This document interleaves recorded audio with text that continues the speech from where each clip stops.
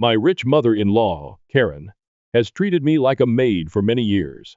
Now, I have stopped tolerating and prepared a perfect plan for revenge on her.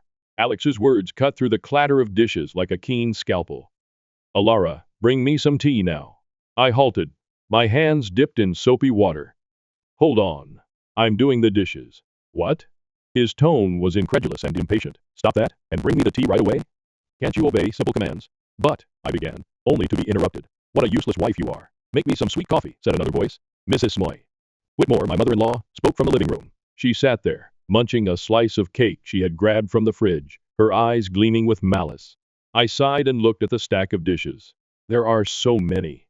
Leave them for later. Just do what we say, useless wife. Alex's voice hissed, each syllable hurting.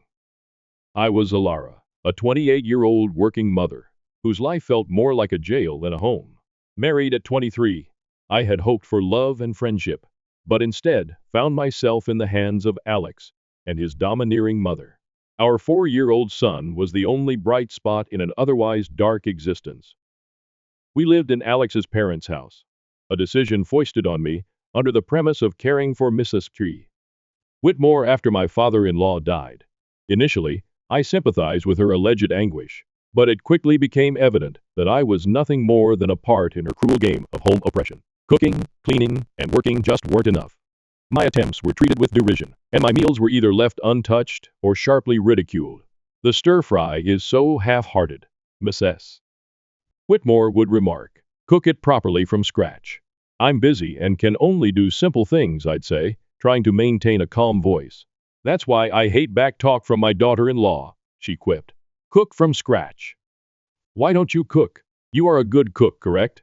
I risked to react once and soon regretted it. Why would I do housekeeping with you here? She responded coldly and dismissively. Are you out of your mind? Their brutality grew with time, progressing from harsh words to a chilling quiet. They began to entirely disregard me as if I were a ghost in my own home. My presence, which was previously underestimated, now appeared completely invisible. 5 years passed in this suffocating environment. Alex and I turned 35 and 33 respectively. Our son developed, but the unpleasant atmosphere in the house remained constant. My mother-in-law, now 63, appeared to thrive on my suffering. One evening, as I trudged home from work, a heavy revelation hit me. They saw my existence as meaningless. I was a shadow, unnoticed and unheard. The only voice that acknowledged me was my son's. The idea of losing even that minor recognition was agonizing. When I returned home, I started cooking right away, hoping to lift my spirits. I made mapo tofu, fried chicken, and a stir-fry with bell peppers and pork, attempting to bring some regularity to our dinner. Bring me the mayo, Alex said unexpectedly, breaking his long silence. Sure, here you are, I said, handing him the mayonnaise. His first words to me in ages were not thanks or discussion, but rather a command. It was the last straw, the limit of my patience and tolerance. Mrs. Whitmore demanded, clean the toilet? What? Now? I was shocked. Yes, now, she demanded, her voice full of hate. I snapped back, unable to suppress my annoyance. Don't say such a thing while we're eating. It's nasty, just like your heart, she said. Our dispute immediately escalated, with Alex interjecting and demanding that I apologize to his mother. But I refused, standing firm for the first time in years. The conflict reached its climax, and a conclusion formed within me. I needed to get out of this toxic environment, not just for myself, but also for my baby. I returned to my room, my determination stiffening. I downloaded divorce papers, completed them, and slapped them in front of Alex. His amazement was evident, but I felt just icy determination. I'm filing these, I announced, my voice firm. As I stood there, looking at my husband's puzzled expression, I realized I had finally stepped out of the shadows. It was time to regain my life. The days after I declared my divorce were a blur of frigid stares and stinging remarks. But in the midst of the chaos, I discovered an unexpected sense of freedom. Mrs. Whitmore looked at the food I was serving one evening with distaste. You call this food? Even a child cooks better. I bit my tongue, concentrating on my son's happy expression. Eat up, sweetheart. I made your favorite tonight, Alex added in, his voice full of sarcasm. Oh, playing the perfect mother now, are we? What a joke. I could feel my rage rising, but I held my cool. I'm just trying to make a nice dinner for our son. Mrs. Whitmore snorted. Don't act high and mighty. You're just a burden in this house. The tension around the table was apparent. Alex's attempts to insult me grew more intense. So, Laura, have you thought about how you'll survive after the divorce? You can barely keep a house, let alone your own life. I stared him directly in the eyes. I have been supporting this family for years. I'm not worried about taking care of myself and our son. His smirk faded somewhat, and a spark of concern appeared on his face. Mrs. Whitmore was quick to intercede.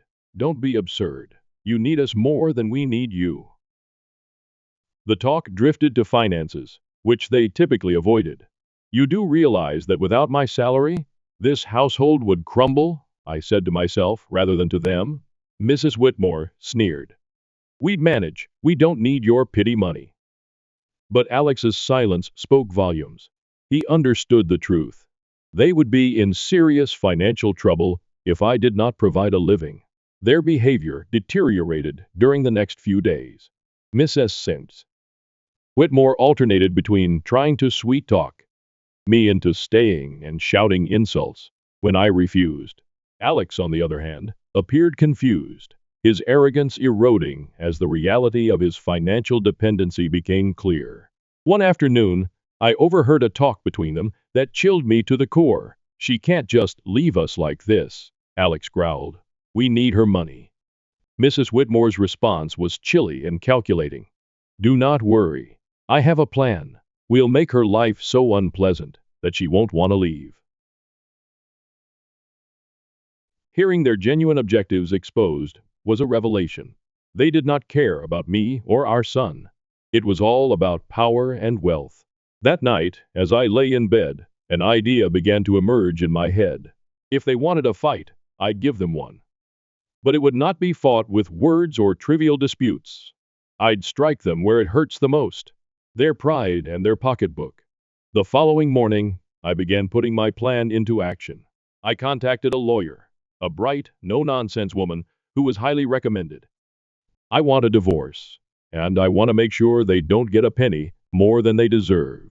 I informed the woman. She nodded, her eyes bright with determination. We'll make sure of it. You've been the only breadwinner, correct? We'll make use of that. My resolve got stronger with each passing day. I began documenting everything: insults, financial manipulation, and even little grievances. It was time to turn the tables. It was time to accept the repercussions of their deeds. As I prepared my case, I felt a sense of empowerment. For the first time in years, I felt like I had power over my own fate.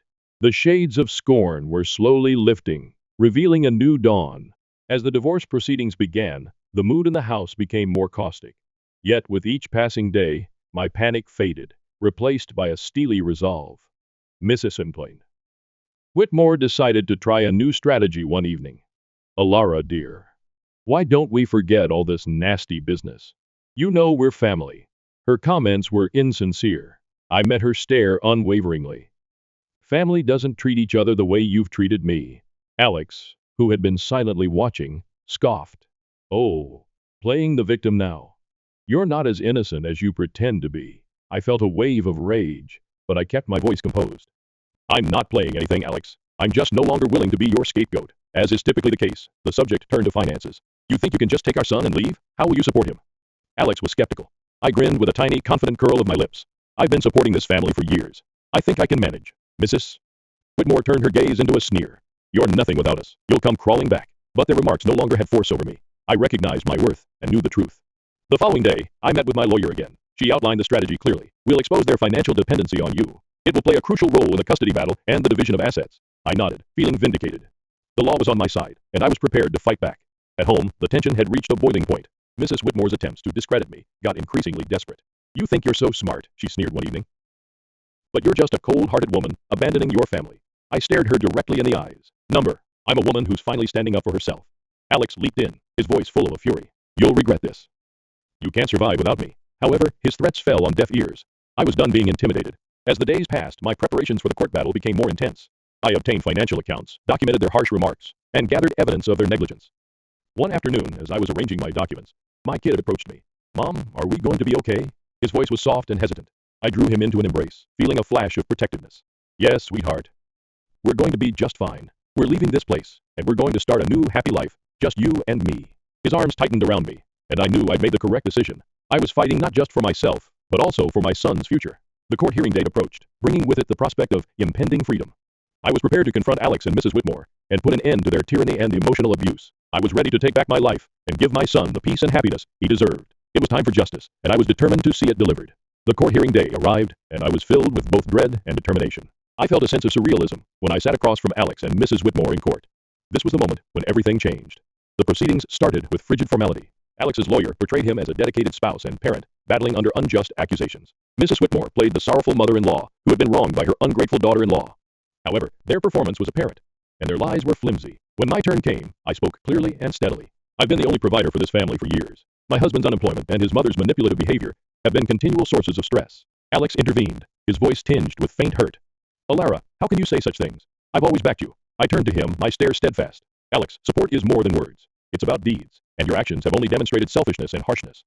The judge listened closely as I presented my evidence, which included financial accounts, audio recordings of their verbal abuse, and testimony from neighbors who witnessed their behavior. The fact was undeniable. As the evidence accumulated, Alex's facade began to collapse. Mrs. Whitmore's poise shattered, and her innocence slipped away. The courtroom was quiet, the air thick with anxiety. Then came the realization that sealed their doom. My lawyer submitted photos and documentation, confirming Alex's adultery and Miss S. Whitmore's clandestine affair with Mr. Harwood, a wealthy neighbor. Murmurs broke out in the courtroom as the photographs of them and compromising postures were shown. Their lie was exposed for all to see. Alex's face became ashen, his eyes wide with surprise. Mrs. Whitmore's face twisted into rage, and her hands trembled. You compromised our privacy? She yelled, her voice shrill. I glanced at her, my voice steady yet forceful. Number I revealed the truth, which you both had been hiding for far too long. The court shouted for order, but the harm was already done. Their credibility was shattered, and their lies were revealed in the bright light of the courtroom. As the session concluded, the judge's conclusion was apparent. I was given full custody of our son, and a fair distribution of assets was ordered. Alex and Mrs. Whitmore were left with just their destroyed reputations. Walking out of the courtroom, I felt a weight lifted from my shoulders. The years of deception and emotional assault had finally ended. I had confronted my oppressors and emerged victorious. But the finest moment was when my son raced into my arms outside the courthouse, his face beaming with relief and joy. We did it, Mom, he exclaimed, his voice full of delight. Yes, we did, I said, holding him close. We're free now. This is only the beginning for us. As we walked away hand in hand, I realized this was more than simply a personal win. It was a victory for everybody who has ever been made to feel little, helpless, or unworthy. It represented a victory for truth and justice. It was the beginning of a new chapter, one full of optimism and the promise of a better future. The court verdict had an immediate and chaotic impact. The story of Alex and Mrs. Whitmore's deception spread like wildfire, ruining their reputations in our little neighborhood. They could no longer hide behind their facade of respectability. In the days following the verdict, I concentrated on rebuilding my life with my kid. But I couldn't deny the gratification of knowing Alex and Mrs. Whitmore were facing the repercussions of their decisions. One evening, as I was making dinner, I had an unexpected visitor. Mrs. Harwood, Mr. Harwood's wife, appeared, her eyes crimson from unshed tears. Alara, I've heard about everything. I can't believe what Sylvia, Mrs. Whitmore did, she exclaimed, her voice breaking. I invited her in and offered a cup of tea. As we sat at the kitchen table, she expressed her sadness. I trusted her as a neighbor and friend. And to think she was having an affair with my husband. Her voice trembled, so I listened and offered words of comfort. Mrs. Whitmore's actions had clearly caused far more damage than she had planned. The next day, I saw Alex in town. He was a shell of his former self, his arrogance replaced with a defeated expression. Alara, please, can we speak? He asked, his voice barely above a whisper. I paused, facing him. What's there to talk about, Alex? He fidgeted, unwilling to meet my gaze. I apologize for everything. I didn't understand how much I relied on you and your strength. His apologies, however late, reflected the shift in power. He had lost everything, his dignity, his home, and his family. And in that loss, he had finally admitted his own flaws. Mrs. Whitmore, however, received the greatest criticism. Her affair with Mr. Harwood had not only wrecked her reputation, but also resulted in legal problems. Mrs. Harwood sought a divorce and sued her for alienation of affection. I learned of Mrs. Whitmore's dilemma from neighbors. Whispers and tales depicted a lady, undone by her own acts. She had become an outsider, rejected by individuals she had previously considered friends. I saw her at the grocery store one day, hurrying through the aisles with downcast eyes. Our paths touched, and for a brief moment, our eyes met. The sight of hatred and defeat in her eyes was undeniable. "You did this to me," she said under her breath as she walked by. I watched Sylvia leave, her figure slowly fading as she hurried away, her eyes filled with resentment. I felt a strange mix of pity for her and vindication for myself. "No, Sylvia," I whispered under my breath. "You did this to yourself." The tides of justice had finally shifted. Everything they had done to me, all the lies, the manipulation, the emotional torment, had come full circle. The consequences of their actions were now irreversible. I could see them struggling, living in the aftermath of the deceit they had carefully cultivated over the years. Their false facade had shattered, and now they were forced to face the reality of what they had become. As I watched them suffer through the consequences of their own making, I felt a sense of calm satisfaction. But it wasn't just about them getting what they deserved. The real reward was in the freedom I had gained. The best form of retribution, I realized, was not in revenge, but in living a life full of peace and strength, free from the toxicity and harmful influence they had cast upon me for so long. My focus shifted back to what truly mattered, the future I was building with my son. We were free now, free from the prison they had trapped me in for all those years. I had broken free, and now I was living the life I had always dreamed of. This wasn't just a story of revenge or victory. It was a story of liberation. It was a powerful testament to my strength and resilience. I had taken control of my destiny, broken the chains of abuse, and freed myself from the tyranny of their manipulation. As I looked ahead, I knew that the future was bright, and the best was yet to come. I was no longer a prisoner to their cruelty. I was free, and the world was mine to conquer. Thank you for watching. If you haven't subscribed yet, please do so, and hit the notification bell to stay updated with more shocking real-life stories happening around you. After 6 years of married, my wife proposed we open our marriage. So I filed for divorce and blocked her access to my $12,000 paycheck. I, 37, have been married to Sharon, 39, for 6 years and known her for 10. I serve in the Marine Corps as a logistics officer, and I am deployed for 6 to 7 months each year. My job pays well, approximately $120,000 with benefits and combat pay, which allows us to live comfortably. In 2014, we met through mutual acquaintances at a cookout. I was already in the Marines, and she was an elementary school teacher who earned around $45 per year. She seemed different from the other ladies I had dated. She understood the military lifestyle because her father had served for 25 years. She was self-sufficient, had her own career, and did not desire me solely for the advantages. Unlike several military wives I had known, after 4 years of dating, we married in a beautiful ceremony in front of friends and family. Her father, a veteran himself, was pleased to welcome another military man into the family. The first several years were excellent. Sharon was encouraging about my job and proud of my service, and we made the most of our time together while I was home. During deployments, she kept busy teaching, going to her book club, and spending time with military wives who understood her situation. We established a routine, weekly video dates, care packages, and occasional visits while I was at port. I even bought her a 4-bedroom house in a nice neighborhood near her school, replaced her car every few years, and made sure she had all she needed. She always felt the deployments were worthwhile, and she was happy to be a military spouse.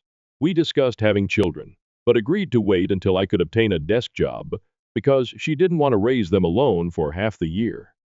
Life seemed wonderful until everything changed. Sharon began spending more time with a new set of yoga class acquaintances, most of whom were single women or divorced mothers from her school. She shared photos of their girls' nights out at upscale restaurants and clubs, places we used to frequent. I didn't think much of it, believing she'd be busy while I was away. She began to care more about her looks, purchasing nice clothes, having her hair done frequently, and joined a gym with a personal trainer. I assumed she was rewarding herself with the money I made. Looking back, all of these were red signs. During a normal video call date night, Sharon suddenly exclaimed, "Let's open our marriage." I thought she was kidding, but she was dead serious. When I questioned what was going on, she replied she had been thinking about it for a time and felt it was best for us. She asserted that no woman could control her cravings for 6 months, and that she was tired of dealing with deployments. She had been living a single life much of the time, desiring closeness. I felt awful about how she reduced our marriage to nothing more than sex. After 10 years together, 6 of them were married. She surprised me with this. I tried to remain cool and thanked her for everything she did to keep us going. I informed her that the distance was part of my profession, which we both agreed upon when we married. We'd discussed transferring to a desk job before, but the chances hadn't come up, and I really enjoyed what I did. Sharon was aware of this and seemed to agree with it, at least until recently. She became irritated when I attempted to have a sensible debate. I proposed we discuss it later, when we were both calmer, but she insisted on settling it right now. She complained about being lonely, spending birthdays and anniversaries alone, and going to doctor's visits by herself. She began crying while discussing all of this. Look, I understand it's difficult. I miss a lot of key moments too, but what am I expected to do? This was exactly what she signed up for when she married me. When we initially married, many people advised us to have a child to keep her occupied during deployments. But Sharon was not ready to be a single parent for half the year, and I agreed. It wasn't fair to dump that responsibility on her, so we decided not to have children until I got a desk job. Now I'm wondering if that decision worsened her loneliness. Still, opening the marriage? That's not right. I inquired whether she was breaking up with me. She responded, no, I love you. I could never leave you. I want to grow old with you. But I'm about to turn 40 and in a few more years, I'll hit menopause. I have so little time to enjoy my sexuality. Half of my golden years are going just waiting for you. I don't want that. I want to live a fulfilling life and not die with regret. She had never discussed sex in such detail during our relationship. We always had a strong physical connection when I was home. Sure, we used toys and video conversations to keep close throughout deployments, but she never complained that it wasn't enough. I could see this talk wasn't going well. She wasn't asking for permission. She was telling me what she planned to do. What exactly do you want? I inquired, despite my fear of hearing the truth. She stared at me through the screen and said, I want to open this marriage and meet other men. I have needs, and they must be met. I'm doing this whether you like it or not. The lady I married, who pledged to remain faithful through everything, was sitting there telling me she was going to sleep with other males, and there was nothing I could do about it. I tried to remain calm, even though I wanted to strike something. So you want to sleep with other men while still being married to me? I said. When she nodded, I asked how this would help her loneliness. Would these random males care for her while she was sick or celebrate her birthday? She stated she wasn't sure if it would be physical or if she would date them, but whatever happened, she loved me and only me. They'd only be fillers while I was gone. When I get home, she will be all mine. As if I'm supposed to be okay with sharing my wife for half of the year. Then I questioned how long this would last. A few years or forever? She had not made a decision. I questioned if she had already cheated on me. She snapped. If I wanted to cheat, I wouldn't be having this conversation. She thought being honest about wanting to sleep with other males was preferable to lying about it. There's some warped logic there. I inquired whether I had any say in this. She claimed her mind was made up. If she didn't do this, she would go insane. My head was throbbing. I informed her that I needed time to consider. She simply hung up without saying goodbye. What makes this situation even more messed up? I just left home 3 or 4 weeks ago after 3 months together. Throughout my absence, everything appeared to be in order. We flew to Hawaii for our second honeymoon, fixed up the house as she requested, and even discussed eventually trying for a baby next year. She was very lovey-dovey the entire time, always discussing our future together. The day I left, she was grieving and making preparations for my next leave. We had even started saving money for our future child. I was looking for opportunities at the nearby base so I could spend more time at home. That's how committed we were to starting a family.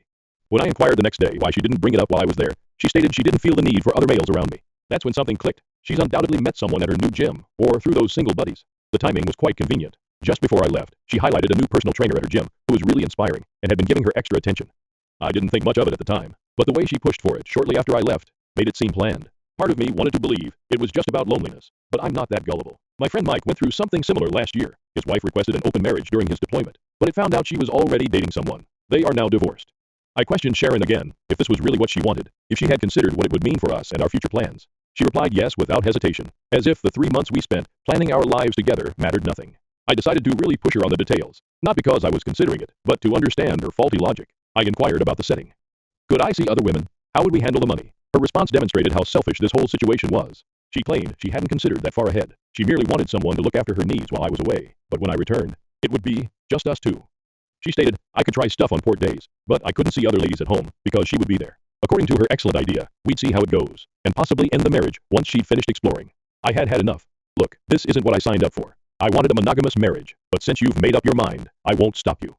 Just remember, I'm not going to sit here and take it. There will be consequences. She had the audacity to ask what I was going to do about it. I quietly informed her. First, she'd have to cover her own expenses. No more money in our joint account. Second, we'd sever all communication. I didn't want calls or texts when she was occupied with her business. Third, I might start seeing other women with no restrictions from her. She laughed and said she knew I'd come along, that she was excited, and that it would be enjoyable. Then she said, I know you won't go too far. How can you leave such a ravishing beauty? And began removing her clothes. I shut that down quickly. My conditions begin today. Have fun. Then I hung up. That was it. I stopped caring about her. She attempted to reach out, but I ignored everything.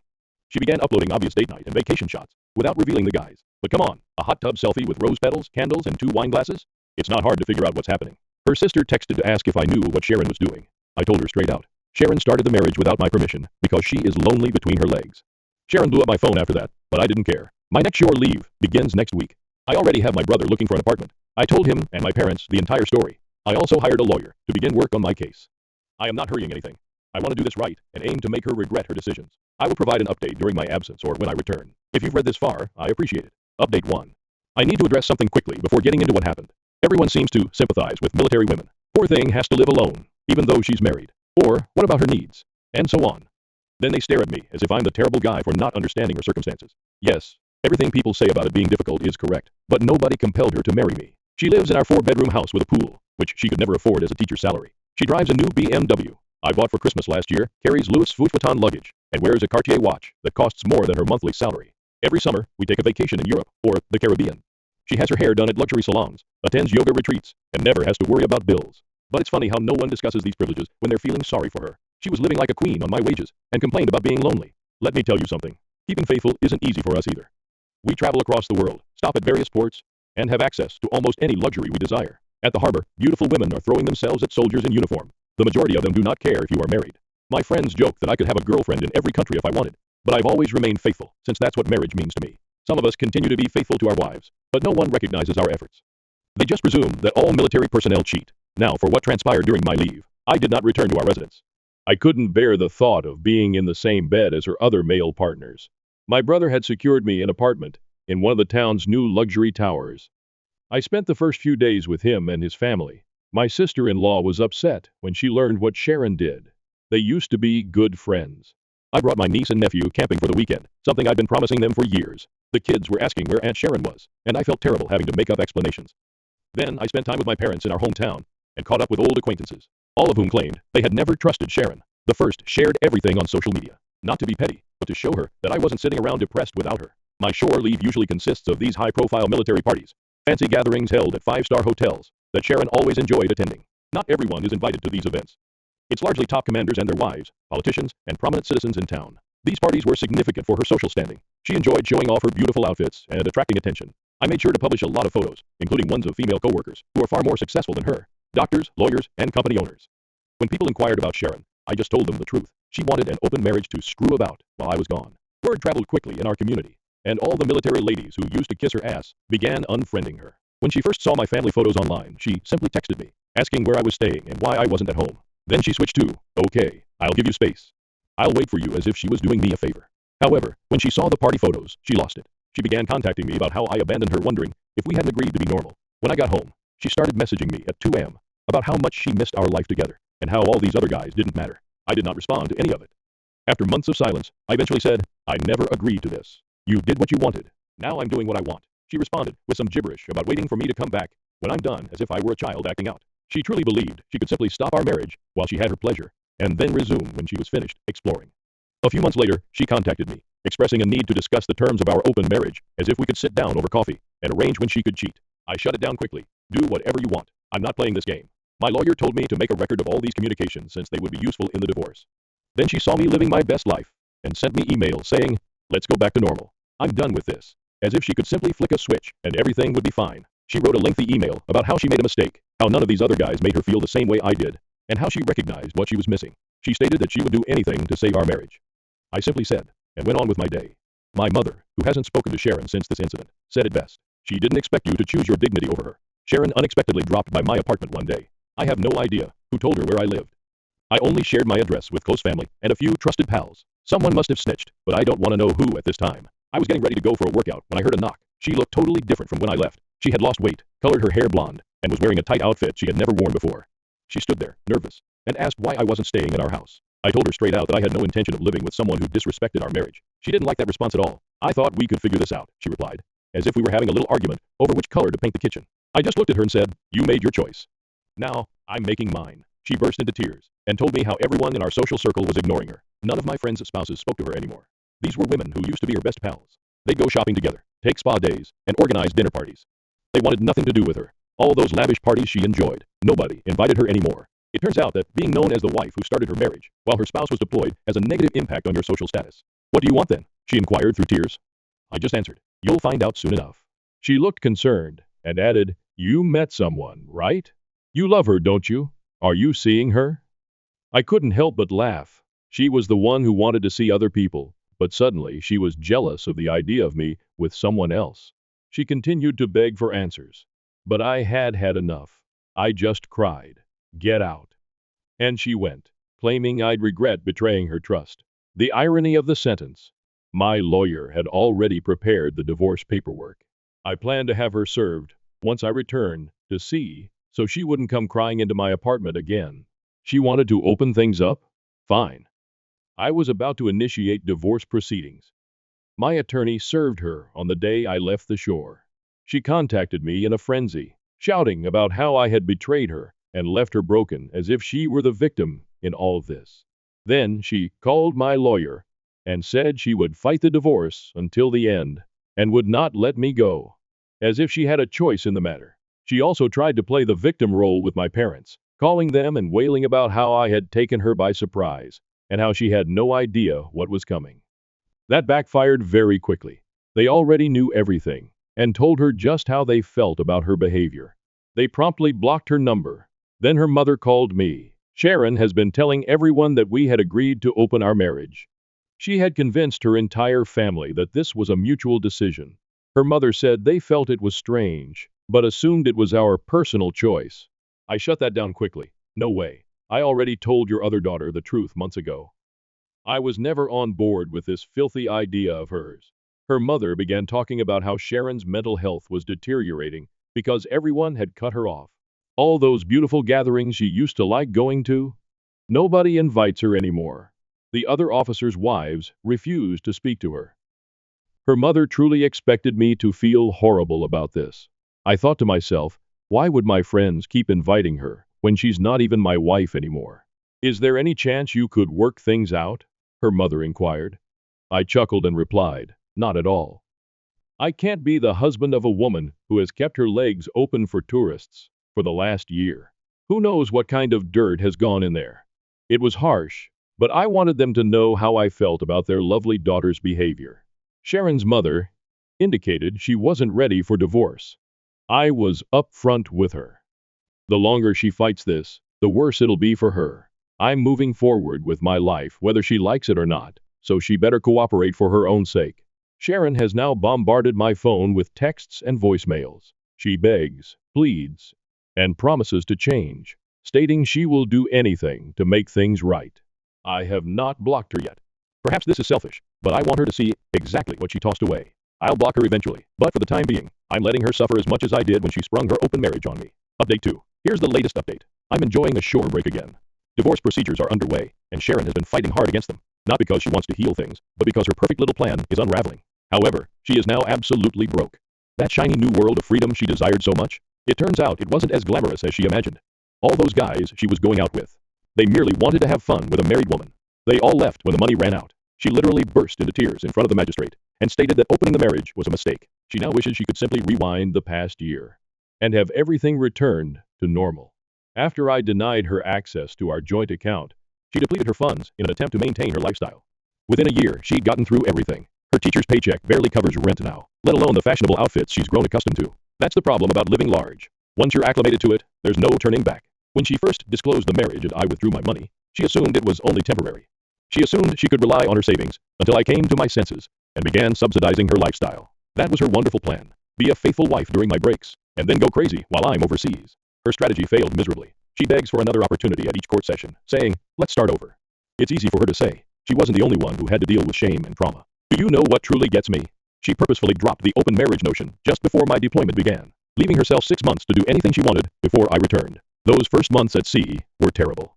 You're stuck out there with nothing but the ocean around you. No distractions, just staring at the water and thinking about what's going on at home. Sometimes the dark thoughts are really unpleasant. I can't express how difficult it was to keep myself together. Anyway, the divorce is virtually complete.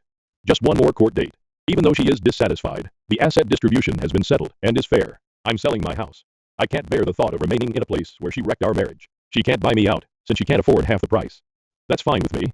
I don't want to cling on to anything from that existence. I truly enjoy my new life. I'm doing better than ever. I've met new people, established a strong routine, and feel free to live my life the way I want. I am not bitter about what happened. Honestly, I'm glad I didn't let her decisions ruin my future. I'm not looking to date right now, but I'm open to anything that comes along. I've blocked Sharon on all of my social media sites, but she keeps creating new profiles to stalk me. I can see them easily, but I let her look. Let her know exactly what she gave up. Her Instagram used to be all about extravagant parties, exotic travels, and beach photos. Now it's only melancholy statements about regret and second chances. I suppose that's what happens when you mess up a good thing. Thank you for watching. If you haven't subscribed yet, please do so, and hit the notification bell to stay updated with more shocking real-life stories happening around you. I got fired after insulting the owner's disabled daughter. Although my work performance has been praised, my boss decided I wasn't a good fit. This happened on Friday. I've been drowning my sorrows all weekend, dreading the fact I have to start looking for a new job. Explaining why I got fired from my old job is going to be fun. I'm typing it up here to try and organize my thoughts in my head, because right now, it's all a mess. I had been with the company for 3 months and was still on orientation. My job was sales/advertising. As the new guy, I was given existing accounts to manage, which consisted of providing customer service and convincing my clients to spend more money on advertising. All these accounts already had their ad campaigns done, and if they wanted something new, the account was transferred to a senior account manager who would work with our advertising guys to put something together for the customer. Eventually, I hoped to have that job, but I had to pay my dues by proving I could maintain existing accounts and convince them to spend more money first. Everything was going great until last week, when we were scheduled to have our quarterly retreat. Since we were the main regional office in the area, all of the employees from the satellite locations came to our office for the retreat. The owner of the company rarely visits our office. He's been overseeing the setup of a new satellite office for the last year, according to my coworkers.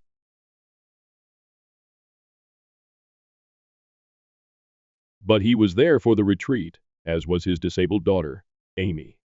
Not her real name, for the sake of privacy. One of my coworkers told me Amy works at one of the satellite offices, and I probably wouldn't have much interaction with her. But I should be nice. That seemed like a no-brainer. I'm nice to everyone, regardless. I won't claim to be an expert on Amy's disability, but it seemed like she had childlike mannerisms and struggled with expressing herself. She also had some problems with motor skills. I'll describe the only interaction I had with her prior to the incident. I went to refill my coffee and Amy was in front of me, getting her coffee. I watched her struggle with getting condiments added and putting the lid on, so I politely asked if she needed any help. She thanked me, said she did, and let me finish making it. While I was making it, she said she hated coffee, but her dad made her drink it because she had to. In a loud voice, always alert. I smiled, said that was definitely important, and handed her the cup. She thanked me again and went back to the office her dad was using, where she had been most of the day. I felt like I had been a good Samaritan and went on my way. Most of the retreat is team-building exercises. Prior to the incident, Amy only participated in the puzzle race, where groups put puzzles together without the box art to see which team could finish faster. Amy wasn't in my group, so I didn't have any interaction with her there. Neither of our teams won. The big event, and the one that everyone seemed the most excited for, was the last activity of the day. Our boss gave us a list of potential clients. We were supposed to select 3 as a group and put together something to attract the customer. We were told we would be judged on our creativity. My group explained that we could do pictures, slogans, jingles, whatever we wanted. Each person expected to work on one individually, then work with their group to polish it up before it was presented to everyone. It was kind of a big deal because at previous retreats, there would be clients on the list. The owner was already close to bringing on board, and if you impress the owner, you might just land that account. I went with a jingle, rhymed a few words, and recorded it. It was silly but fit the brand. My group gave me some pointers. We made some improvements, and I recorded the final product for submission. I helped my team with their projects until it was time to turn everything in. After everything was turned in, we gathered in the big conference room to critique each other. The owner went through them one by one. If it was a picture or storyboard, he'd put it up, read it, and we'd make comments, good or bad. There were some that were great, which drew a lot of compliments, and some that were really bad, which we laughed about as a group. You could tell the senior account managers didn't care much about the exercise or put much effort into their pitches. Nobody seemed to get upset or offended, regardless of the feedback. When my jingle was played, it got a lot of comments, not all of them good, and I took the feedback with a smile. After getting my feedback, I felt a little more comfortable about sharing my thoughts on other presentations. I gave what I thought was valuable feedback to a few products, laughed at a couple others, and then a rather crude drawing was put up for the exact same company I had chosen. I immediately joked that, well, at least my jingle was better than that. Did a 3-year-old draw it? And laughed to absolute silence. I was really confused because plenty of people had made jokes and everyone laughed. Instead, a few people looked at me like I was disgusting, and the owner said, well, if you don't have anything nice to say, keep it to yourself, maybe. Then my boss scooted down to where I was sitting and told me I needed to go to my desk. Now, I noticed as I was gathering my things that the owner's daughter was red-faced and starting to tear up. The team building exercise was over for me.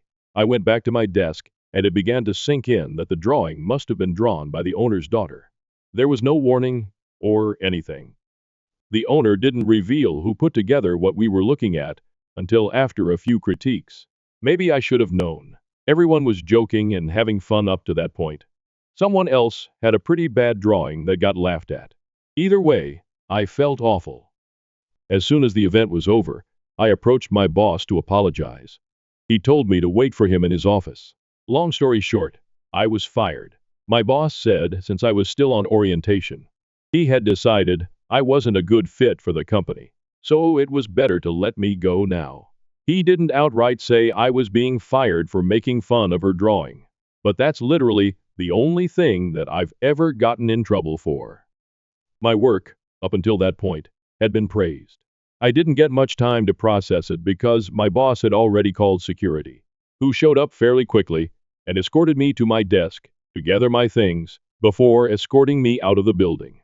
An hour later, I got a call from one of my former teammates who asked if I wanted to join the team for a drink one last time. They needed it after the retreat and felt bad that they didn't warn me. I wasn't feeling up for it, but I wanted to try and make sense of the whole situation. So I went to the bar.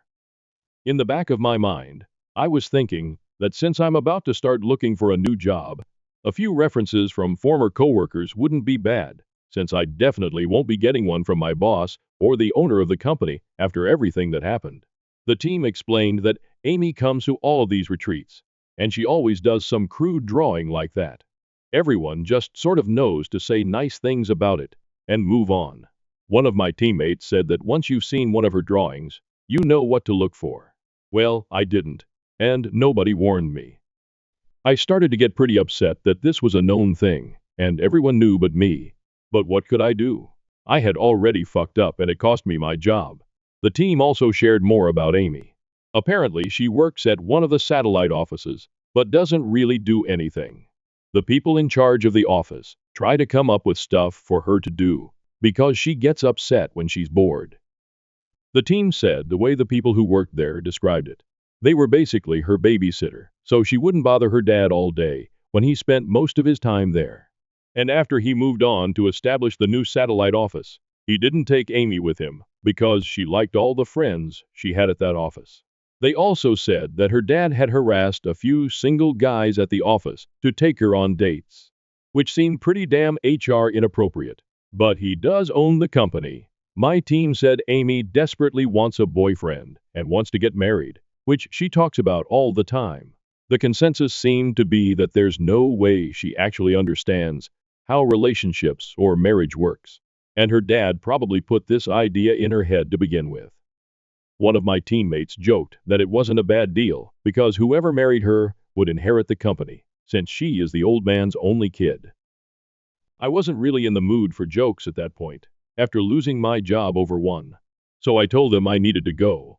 The only good thing is my former team members did say they would gladly give me a reference if I needed it, since they felt so bad about not telling me about the Amy situation to begin with. Oh, and the cherry on top? Amy sent me a Facebook friend request over the weekend. I haven't accepted it. I already upset her and it cost me my job.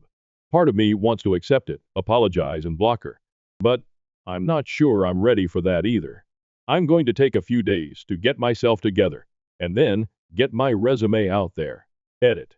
After reading all of the replies, including quite a few DMs, and talking with a close friend, I've decided that I'm going to accept the friend request. I'll do an update if there's any sort of conversation. I plan to open with an apology. If she replies, great. If she doesn't, then at least I will have a clear conscience, knowing I've done the right thing. Update. If you saw my first post, you know that I got fired because I accidentally made a joke at the expense of the company owner's disabled daughter, Amy. During the last team building event of the day, we were pitching ideas for accounts, which included everything from jingles, my pitch, to storyboards, to slogans, to drawings. A lot of senior account managers were phoning it in, and people were making jokes about their work, which had a lot of people laughing. I got some jokes about my pitch and got a little overconfident. So when a crude drawing went up for the same account I did my jingle for, I made a joke about it. The joke was, well, at least my jingle was better than that. Did a 3-year-old draw it? My joke was met with stone-cold silence and a very negative reaction from the owner of the company. What my coworkers had failed to tell me was that Amy usually submits a crude drawing, which is a lot of work for her due to her issues. And everyone knows to say a few nice things and move on. I was new and wasn't informed, so my ignorance and inappropriate response cost me my job. After meeting with my team at a bar to begin the process of drowning my sorrows, I got a friend request from Amy on Facebook. That brings us to the update. First of all, thank you to everyone who made me laugh. The first time someone joked about me accepting the friend request, marrying Amy, and taking my revenge by inheriting the company made me uncomfortable. By the third time I saw it mentioned, I couldn't help but laugh. A lot of you gave me good advice. I appreciate those who talked about legal action and what options I had. Unfortunately, I was still on orientation with my company, which is like a probationary period. During that time, they can let me go for any reason. They could fire me for wearing the wrong color socks if they wanted. I had to sign an agreement to get employed, which stated I understood this. There's literally nothing I can do, legally. At the end of the day, I decided to go have some drinks with a good friend, talk things out, and see what he would do. Dave's been my best friend since we were in elementary school. We've probably spent more time together than some actual brothers. Dave was firmly on the side of accept the friend request, apologize, and clear your conscience, man. I'm getting us another round of shots. He knows me better than anyone, and he knows that the guilt would eat me alive. I posted it here because it bothered me. I decided to take his advice, and everyone here who pushed me for that as well, especially the ones that DM'd me. So that's what I did. I accepted the friend request. I immediately messaged Amy. I said I shouldn't have made that joke about anyone's work. It was unprofessional, and I was sorry. It took her a while to respond, but when she finally did, she thanked me for my apology, but said she sent me the request because she wanted to apologize since I lost my job over it. I said she didn't owe me an apology, and there was another long pause before she asked if she could copy-paste something to me. I wasn't sure what it was, but said she could. She pasted a generic message, but one she had clearly spent some time on. I don't want to type it word for word, but I'll paraphrase. Hi, my name is Amy. Please forgive me if I'm slow to respond to you. I suffered a brain injury when I was a little girl, and it takes me a while to type things out. There was more to it, but that's the basic stuff. I responded, saying it was not a problem, and she could take all the time she needed. Amy and I ended up messaging back and forth until almost 3 a.m. No, we didn't fall in love. We aren't going on a date. I'm not going to marry her for revenge, so I can take her dad's company. However, I do think I would like to be friends with her. Not because I feel bad for her, but because she's a genuinely nice person. And honestly, everyone could use a few friends like that. We spent a lot of time talking about her. That's just the direction it went. So I asked questions since she seemed comfortable talking about it. Amy was in a car accident when she was a kid. She was in the car with her mom, and they were hit by a drunk driver, coming back from a birthday party for one of her classmates. Her mom didn't make it, and Amy suffered a brain injury that impacted her motor skills. Because it makes it difficult for her to speak and do simple things like getting dressed, making coffee, etc., people assume she's mentally challenged. She was put in special ed because of it, but worked really hard and graduated from high school. She even wanted to go to college, but her dad didn't think it was a good idea. Her life has been difficult because it's hard for her to communicate with people. By the time she can get a fully formed sentence out, the conversation is over. She can type slowly, but most people don't want to type when they're face to face. She even admitted that when she's not at work, she will sometimes carry a tablet and pretend she's mute because that's just easier. We eventually circled back to the drawing and my terrible response to it. She wasn't that offended by my response because she assumed I didn't know. She got upset primarily because she knew all hell was about to break loose, and she had no way to communicate with anyone. She was so upset when she found out I got fired and tried to talk to her dad, but he wouldn't listen to her. She's fully aware that a lot of people at the company just pretend to be nice to her because she's the owner's daughter, but she does have a few friends at the satellite office where she works who better understand her disability. She gets frustrated because she can't truly contribute anything, but is happy when they are able to find busy work for her to do. It might take her all day to do something another person could do in a couple of hours, but it's better than sitting around bored all day. She knows she's a burden and a bother to her dad when he's around, but he's her dad and she loves him. She wishes every single day she was a daughter he could be proud of, rather than a burden. She tries talking to him via emails and text messages, but he usually doesn't respond. If they're in the same location, he'll just walk over and respond verbally, which is frustrating because it becomes a one-sided discussion with her unable to do anything but give simple one-word answers like yes or no. She also thanked me again for helping with her coffee. She said that when she was younger, she tried to do everything by herself and would get mad when people helped her. But now she's learned to appreciate the few who do. Most just stand there and look away, pretending to patiently wait for her to do it on her own. It was getting late for both of us at that point, really late. It takes her a long time to respond to messages. There's misspellings. I get why someone would assume she's mentally challenged. I myself referred to her in my first post as having childlike mannerisms, which was a misunderstanding on my part.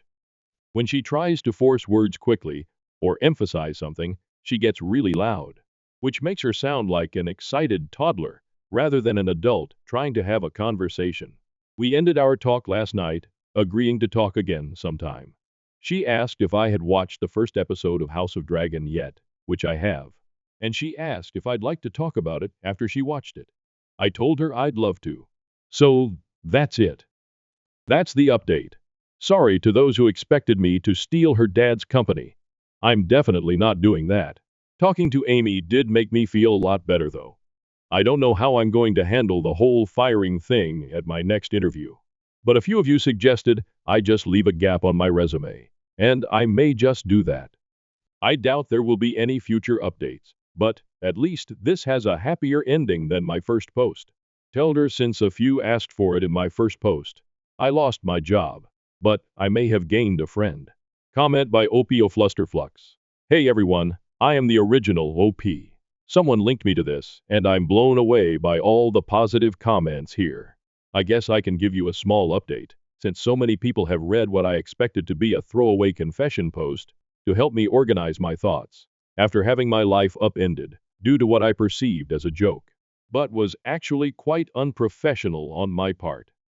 As many have recommended, in my next job, I won't open my mouth unless I have something positive to say, regardless of what others are saying.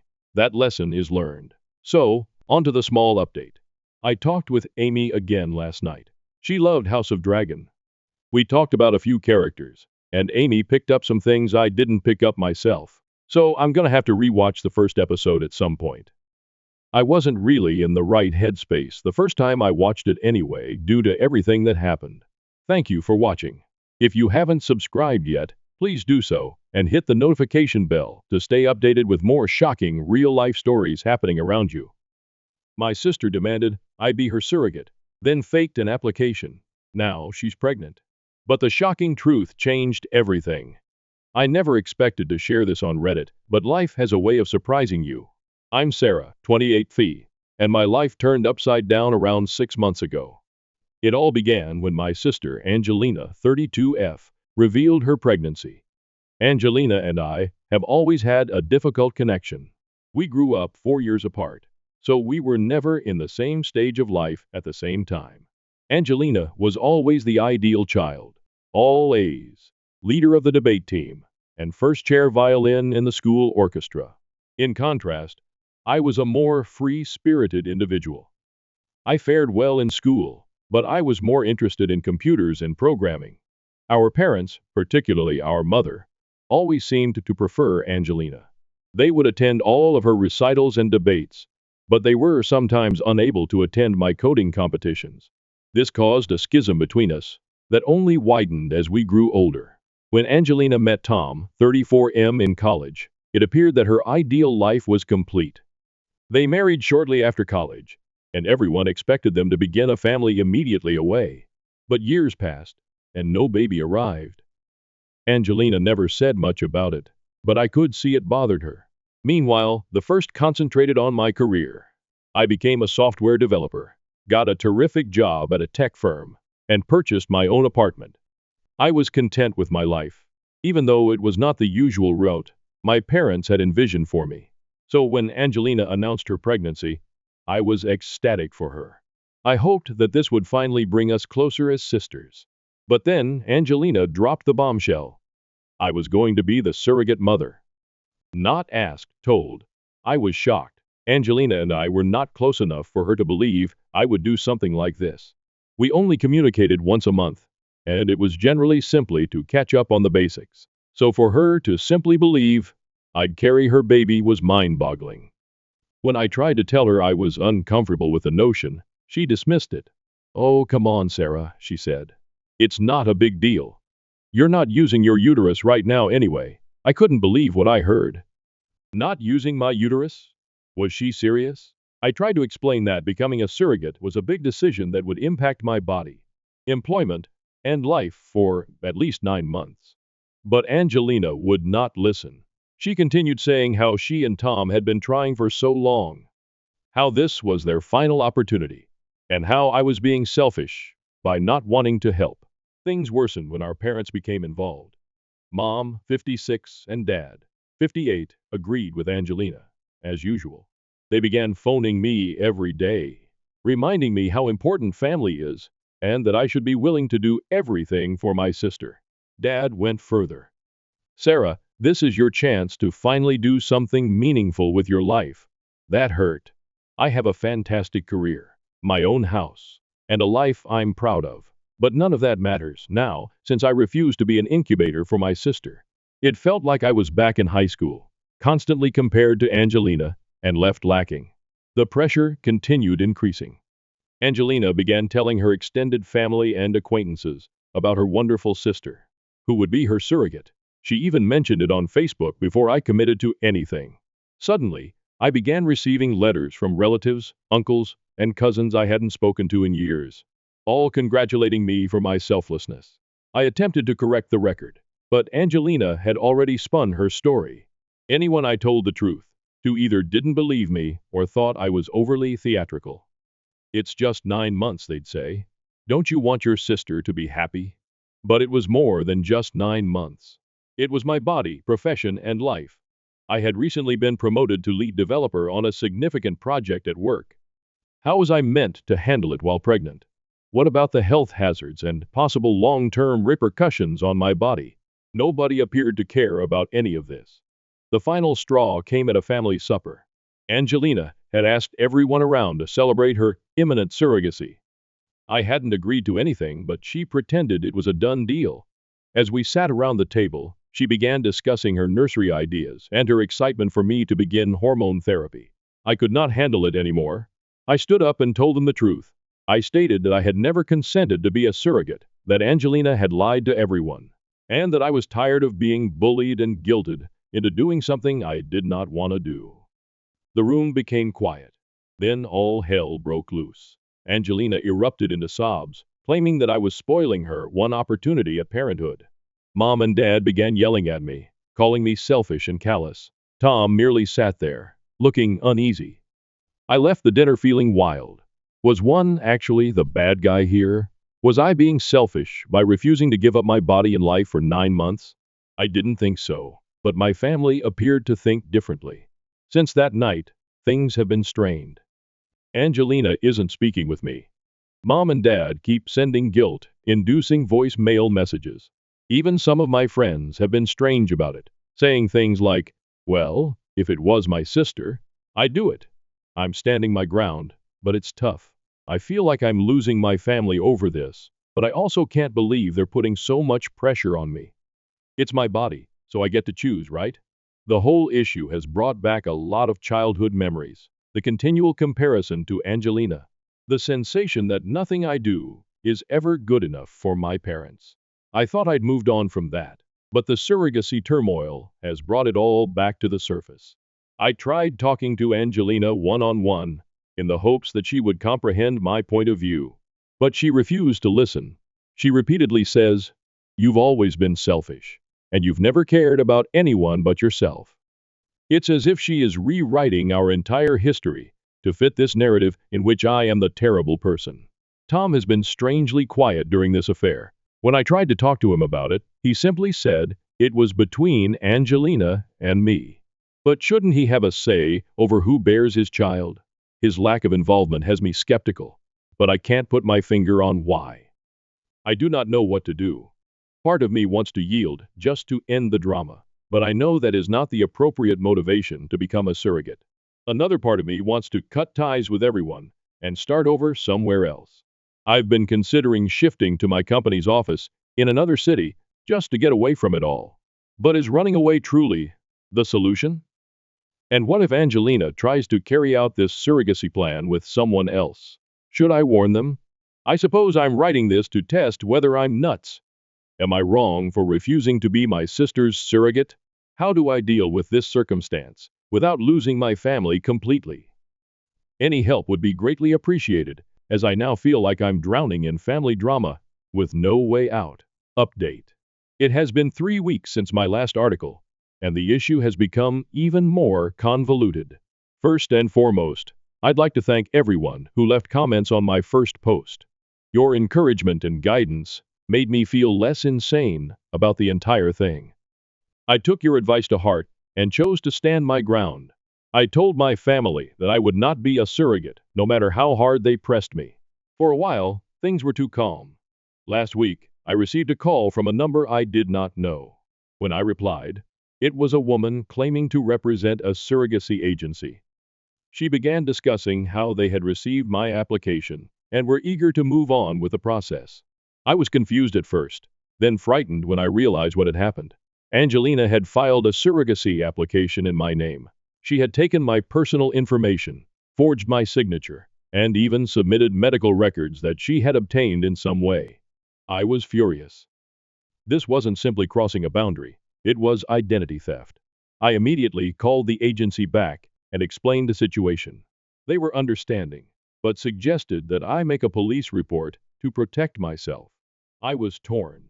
Filing a police report might land Angelina in significant legal danger. At the same moment, she committed an illegal act and violated my privacy severely. I recalled all the instances in our youth when Angelina got away with something because I didn't want to get her in trouble. Like when she shattered Mom's favorite vase and blamed it on me, or when she stole my car in college and got into an accident. After much thinking, I decided to submit the report. It was not an easy decision, but I felt compelled to protect myself. What if Angelina did something like this again? The fallout was swift and severe. Angelina called me, shouting that I was attempting to ruin her life. Mom and Dad were outraged, telling me that I was ripping the family apart. Even Tom, who had generally been silent throughout the episode, left me a furious voicemail. But this is where things become even more difficult. Remember how I mentioned that Angelina and Tom had been trying to have a baby for years? Well, there's a reason behind that. A common buddy contacted me after hearing about the police report. She told me something I didn't know. Tom had a vasectomy years before he met Angelina. This discovery hit me hard, not only because it meant Angelina had been lying about their fertility issues, but also because it reminded me of when Angelina and Tom initially started dating years earlier. I overheard a chat between them at a family cookout. Tom had mentioned that he did not want children, and Angelina concurred, stating she was also unsure about motherhood. I hadn't given it much attention at the time, but it suddenly felt significant. Tom apparently did not desire children. He told Angelina this when they first started dating, and she stated she was fine with it. However, as the years passed, Angelina got enamored with the prospect of having a baby. She began pressing Tom, who eventually agreed to consider adoption or surrogacy to make her happy. This new information led me to doubt everything. Why was Angelina so desperate for a baby when she had previously been content with not having children? And why go to such measures to make me a surrogate when you could simply adopt or locate a willing surrogate through normal channels? I wasn't sure what to do with this information. Part of me wanted to face Angelina and reveal all her falsehoods. But another part of me felt bad for her. Was she so desperate for a baby that she would engage in such deception? In the end, I opted to speak with Tom first. I met him for coffee and told him everything, including Angelina's falsehoods, the surrogacy push, and what a mutual acquaintance had told me. Tom was shocked. He stated that he had agreed to Angelina's surrogacy plan because he felt it would make her happy, but he was unaware of the magnitude of her deception. As we talked, Tom opened up about his own marital troubles. He admitted that he and Angelina had been having troubles for years, primarily due to their disagreement about having children. He stated he had pondered leaving several times, but stayed because he loved Angelina and hoped she would alter her mind about having children. Tom seemed shocked as he exited our meeting.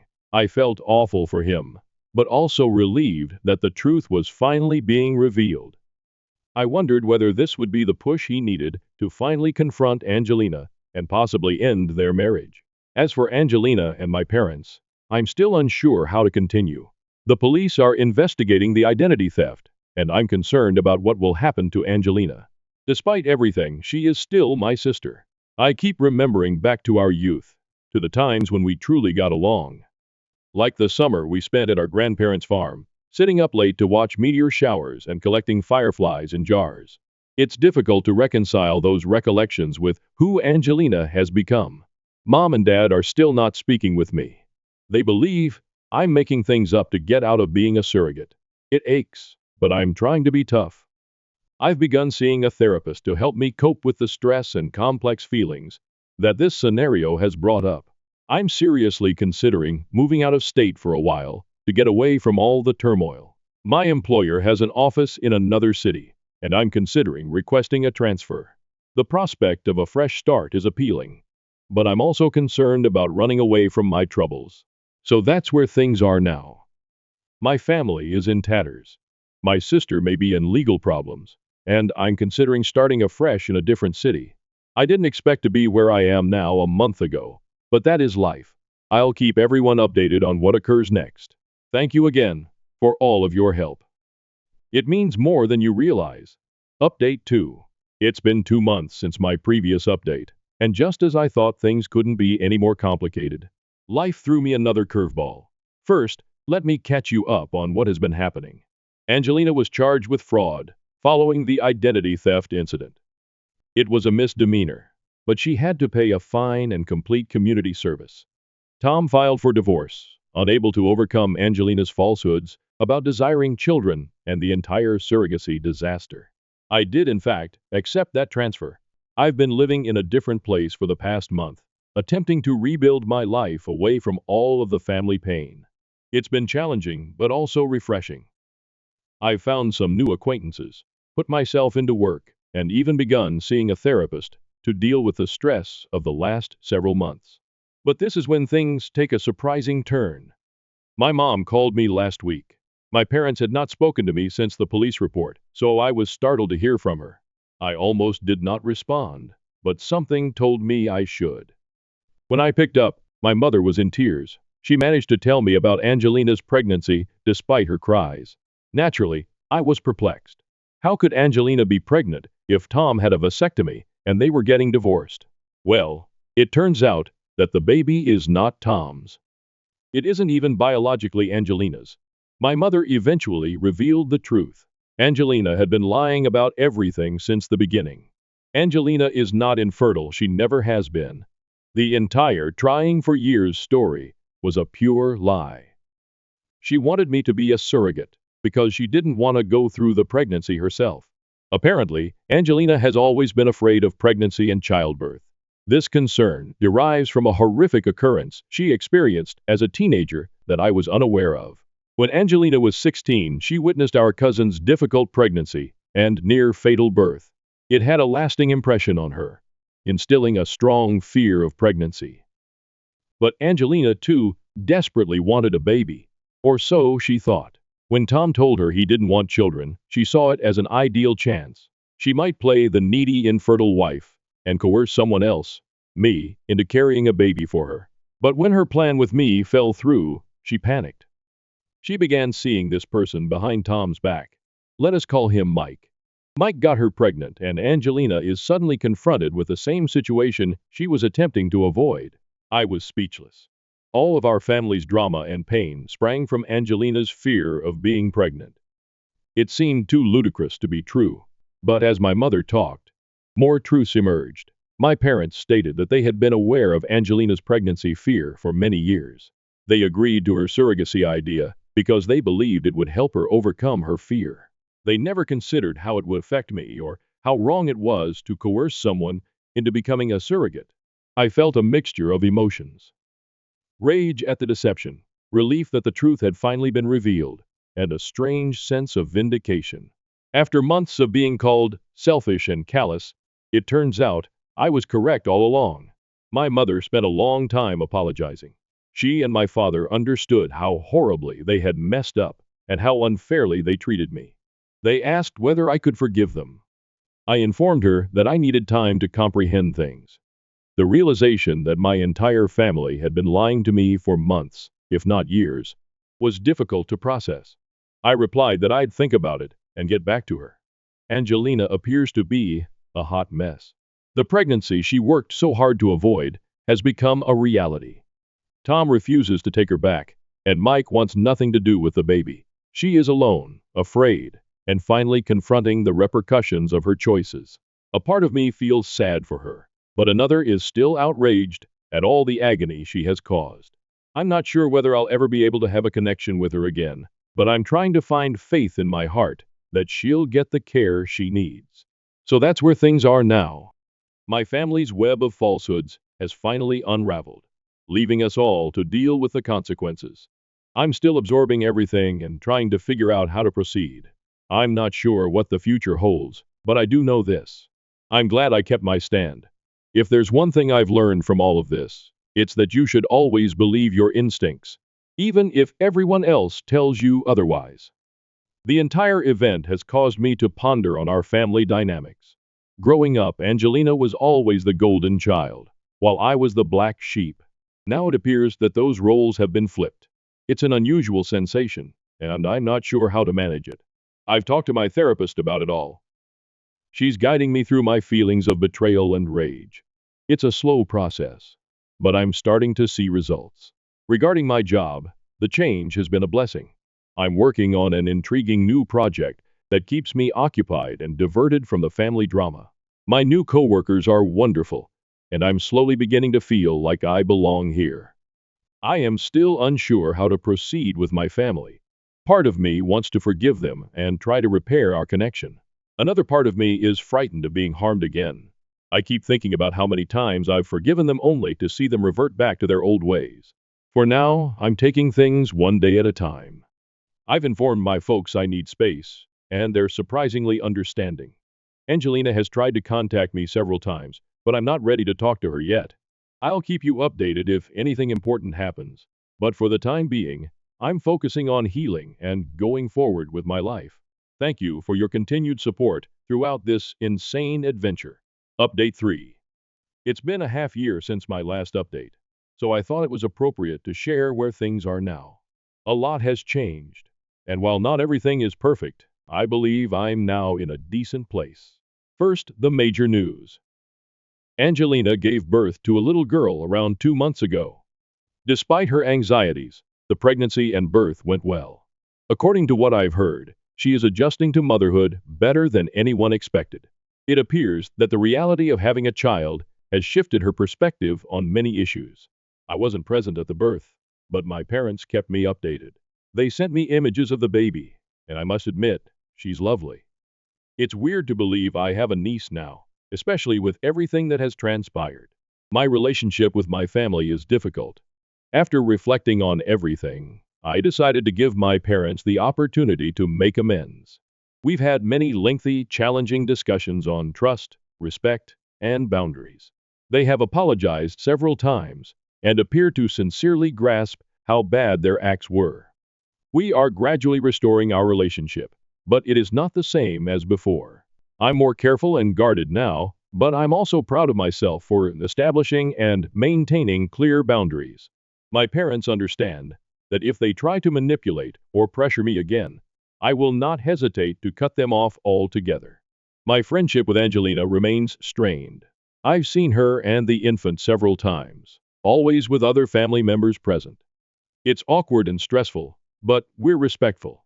Angelina has apologized for her behavior, but I'm not quite ready to forgive her yet. The loss of confidence was massive and will take a long time to recover, if it ever does. Angelina is struggling as a single mother, but she is receiving support from our parents and attending treatment to address her worries and difficulties. She has even formed a support group for ladies suffering from tocophobia, fear of pregnancy and childbirth. It's encouraging to see her take measures to confront her issues, even if it's too late to reverse the damage she's created. On a personal note, I am doing great. I've opted to stay in the new city. I've created a life here that I am content with.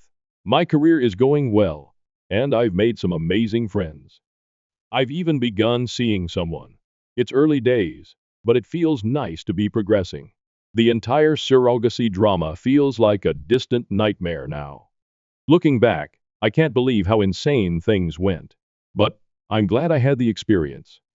It taught me a lot about sticking up for myself, setting boundaries, and refusing to compromise my values, even when it was painful. I've also learned a lot about forgiveness, both offering and receiving it. It's not easy, and it won't happen tomorrow, but it is doable. I'm still working on forgiving Angelina, but I've discovered that hanging on to my resentment only harms me in the long term. My therapist has been quite helpful in guiding me through all of this. We've started looking into my childhood experiences and how they've influenced my relationships with my family. It's been eye-opening to see how many of our current problems derive from long-standing patterns. One of the most difficult obstacles has been learning to accept my parents and Angelina as flawed individuals rather than the larger-than-life figures they were while I was growing up. It's a process, but I'm getting there. I've also been attempting to establish a support system outside of my family. My new friends here have been fantastic, providing support and understanding without judgment. It made me realize how much I was missing by constantly prioritizing my family. So that is where things stand right now. My family is slowly recuperating, but we will never be the same as before. I'm creating a life I enjoy on my own terms, and most importantly, I'm content with my choices. To anyone in a similar circumstance, stay firm, believe your instincts, and don't let anyone pressure you into doing something you're not comfortable with, even if they're family. Always make your own decisions about your body. Thank you for your continued support along this journey. Your advice and encouragement benefited me more than you realize. I am not sure if I will update again, but I wanted to let you know that I'm okay. Better than fine. I'm thriving. Entitled, Syl demanded I gift her a baby for her 30th birthday. So I exposed her ridiculousness and immaturity to everyone on social media. I'm not sure if anyone can relate to my dilemma or has even heard of it. It feels strange to even write this. It's about my Mill and Syl, who are pampered brats. Syl is 29 and a single woman. Well, that's not the issue. The issue is that she is an entitled woman who will not accept no as an answer. I am 37 years old and have been married to my 40-year-old husband for 12 years. We have 2 children, a 9-year-old boy and a 5-year-old girl. Despite our blissful marriage, touch wood, my pain in the neck is my overly theatrical Mill and my overly spoiled Syl. Before I tell you more about my position, let me paint a picture of my mother-in-law and sister-in-law. They are social butterflies, similar to upper-class rich ladies in soap operas, who spend their days at salons and massage parlors, and their evenings at bars, chatting about other useless women. They exist in their own fantasy universe. They do not work. All they do is shop and chat. My FIL is busy generating money, while these women are busy spending it. FIL is essentially a non-existent part of the family, or rather, a cash cow. There's a rumor that FIL has a mistress, and MIL is aware of it, so they have an unspoken agreement. He fulfills all of their demands, without question, in exchange for having a mistress. I am not sure how true it is, but given Phil's status in the family, it appears likely. Otherwise, no sensible man would be silent about Mill and Sill's foolishness. Now back to my sad existence. Last week, Mill called and invited me out to lunch on a Wednesday afternoon. I wanted to say no, but she hadn't requested to meet with me in a long time. So I suggested an alternate schedule. I suggested that we meet for dinner in the evening, but they are busy women at night, spending time with friends at the gaming parlor. So we decided to meet on Saturday afternoon. I arrived in my usual attire, whereas she wore a completely shimmering black dress. What a great pick for an afternoon lunch. She critiqued my fashion sense the moment she saw me. After the light talk, she inquired about what we intended to give my Sill for her 30th birthday.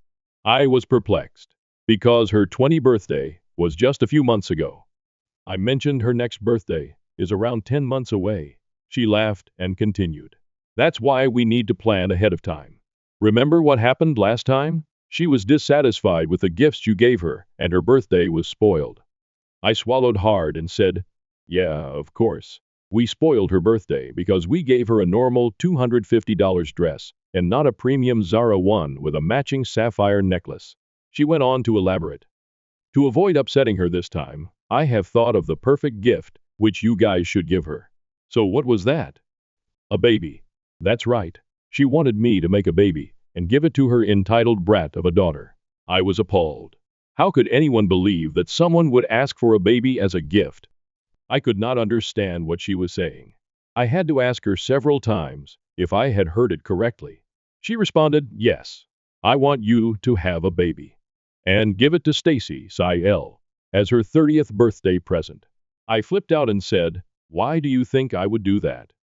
She cried, to compensate for your inadequate present this time. You wrecked her 20th birthday, and now you owe her this. I stood up and stated, I don't owe anyone anything. I'm not a broodmare who would breed a child and give it to her. I stormed out of the restaurant. On the way home, I stopped to pick up my son from his friend's house. He explained, Isla called and said she suggested a present for Stacy's birthday, which you refused, and now she's mad at you. I responded, yes. She wanted your child to be given as a present to your sister. Do you want that? For a brief while, he assumed I was joking and making everything up. He was laughing and rolling on the floor as I told him the full story. Then alarmed, he asked, what is she even smoking? I made it obvious to him that I would not accept her demands. My husband reassured me, we are not having any more children, and we are definitely not giving one to Stacy.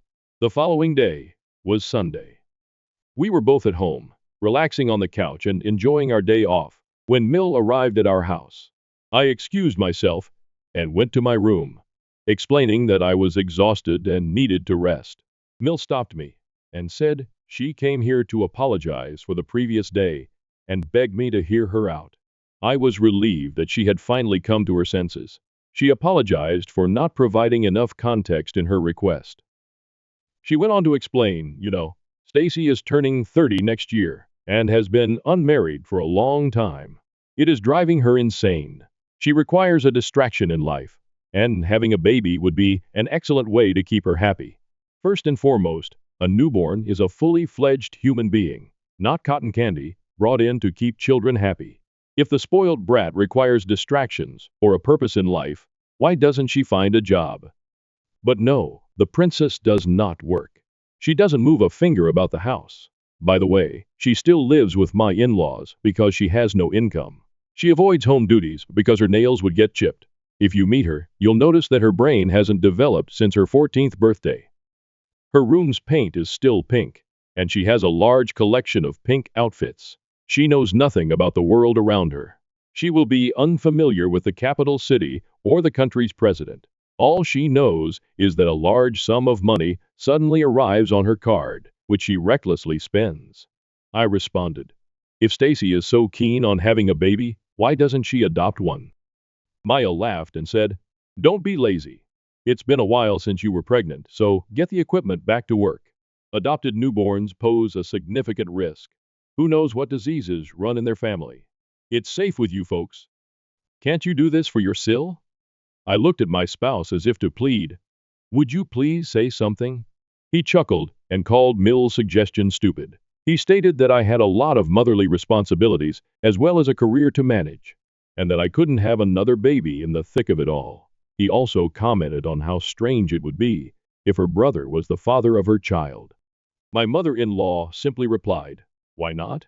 Maria's sister-in-law was a surrogate for her daughter, so what's the big deal if your wife does the same for Stacy?" I was like, wait a minute. That was surrogacy. Maria's sister-in-law carried Maria's daughter's child because she was unable to conceive owing to medical reasons. Here, things are not the same.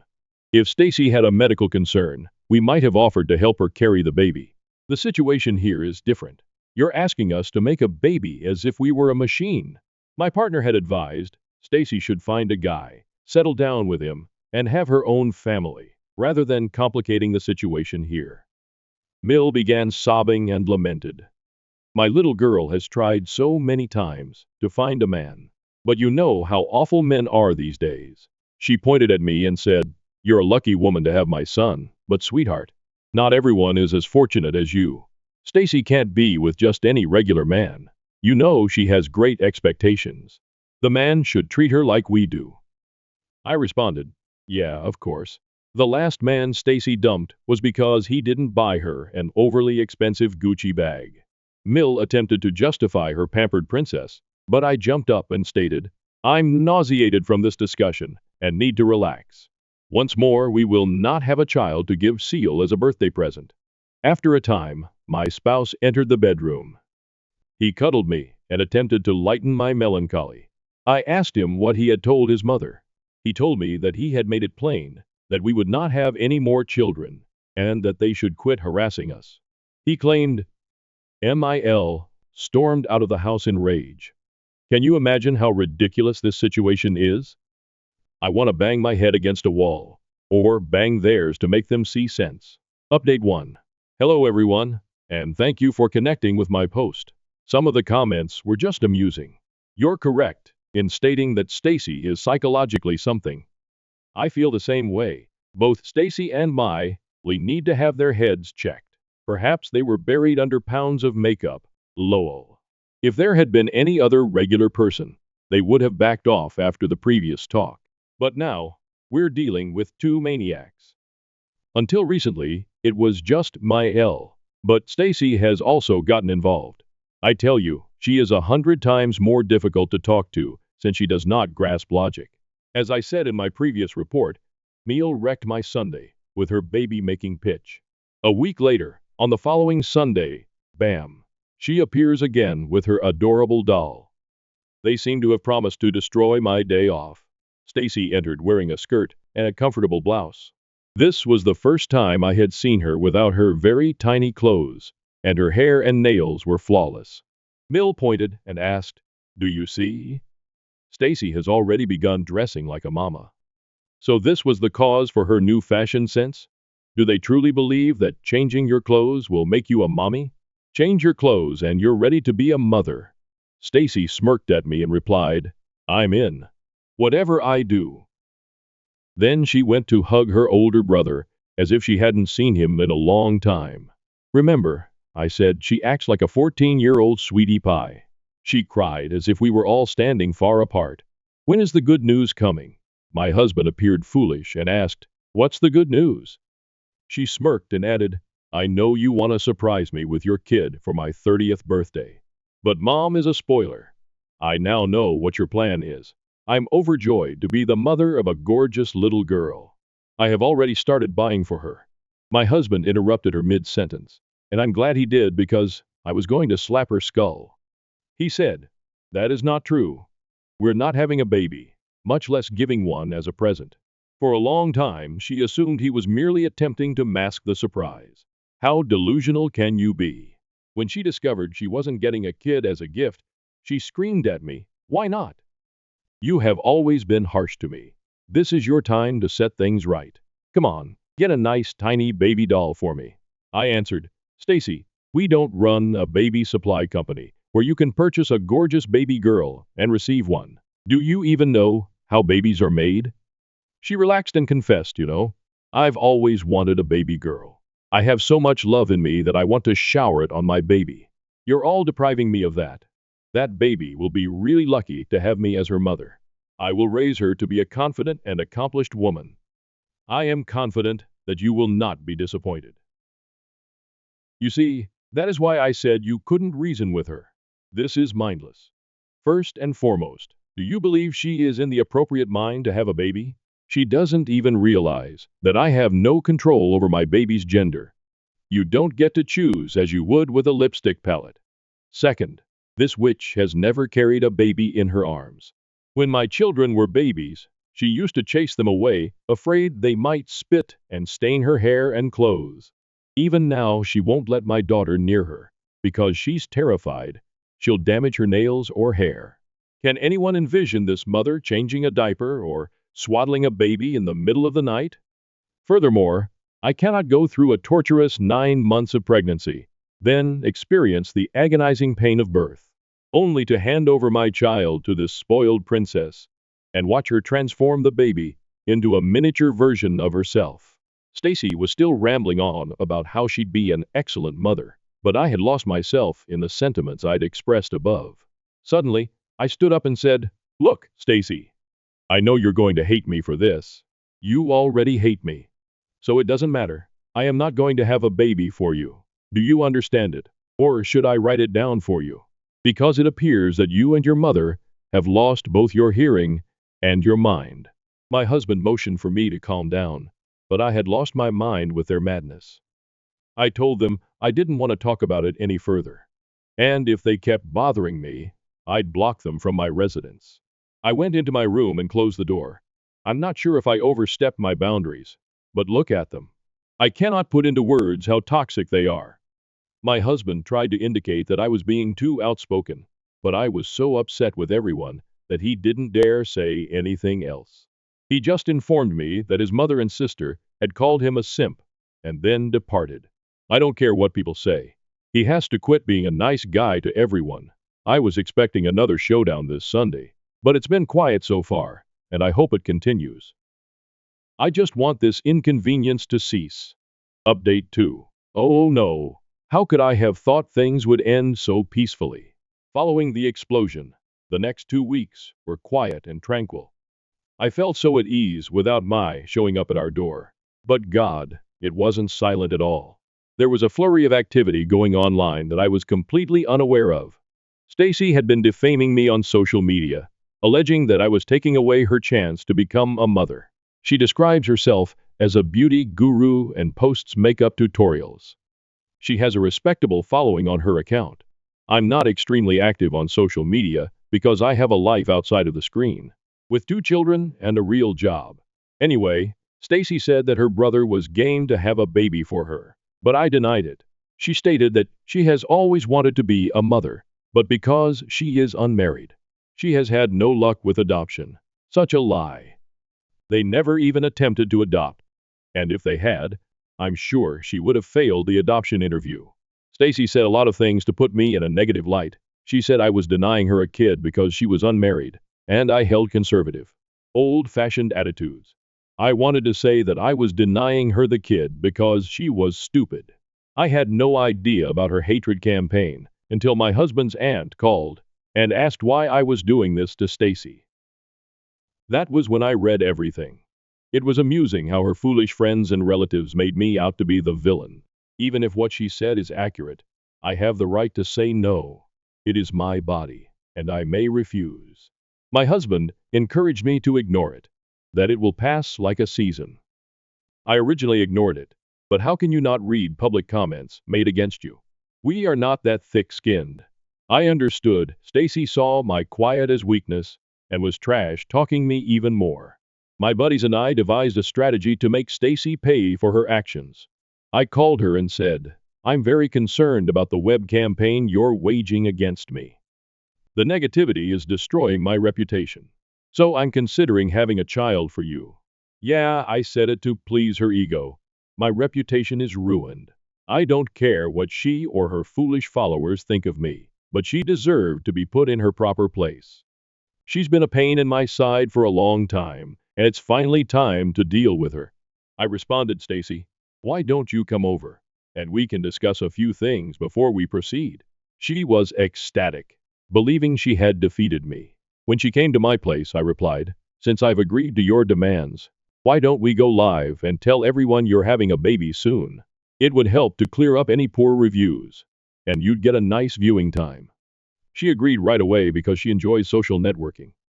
We went live and I said, "I have agreed to have a baby for Stacy, so let's take some questions for the future mom." Stacy was so pleased with her victory that she had no idea what she was heading into. I responded, "So Stacy, what plans do you have for the baby?" She giggled and exclaimed, "Oh, I'm so delighted to be a mother to a baby girl." I had already started buying for her. I'm going to make her look like a celebrity from the moment she's born. I will never leave her without makeup. She will always have to appear perfect and acceptable. I didn't explicitly state that no one could guarantee she'd have a baby girl, but I let the audience educate her on the subject.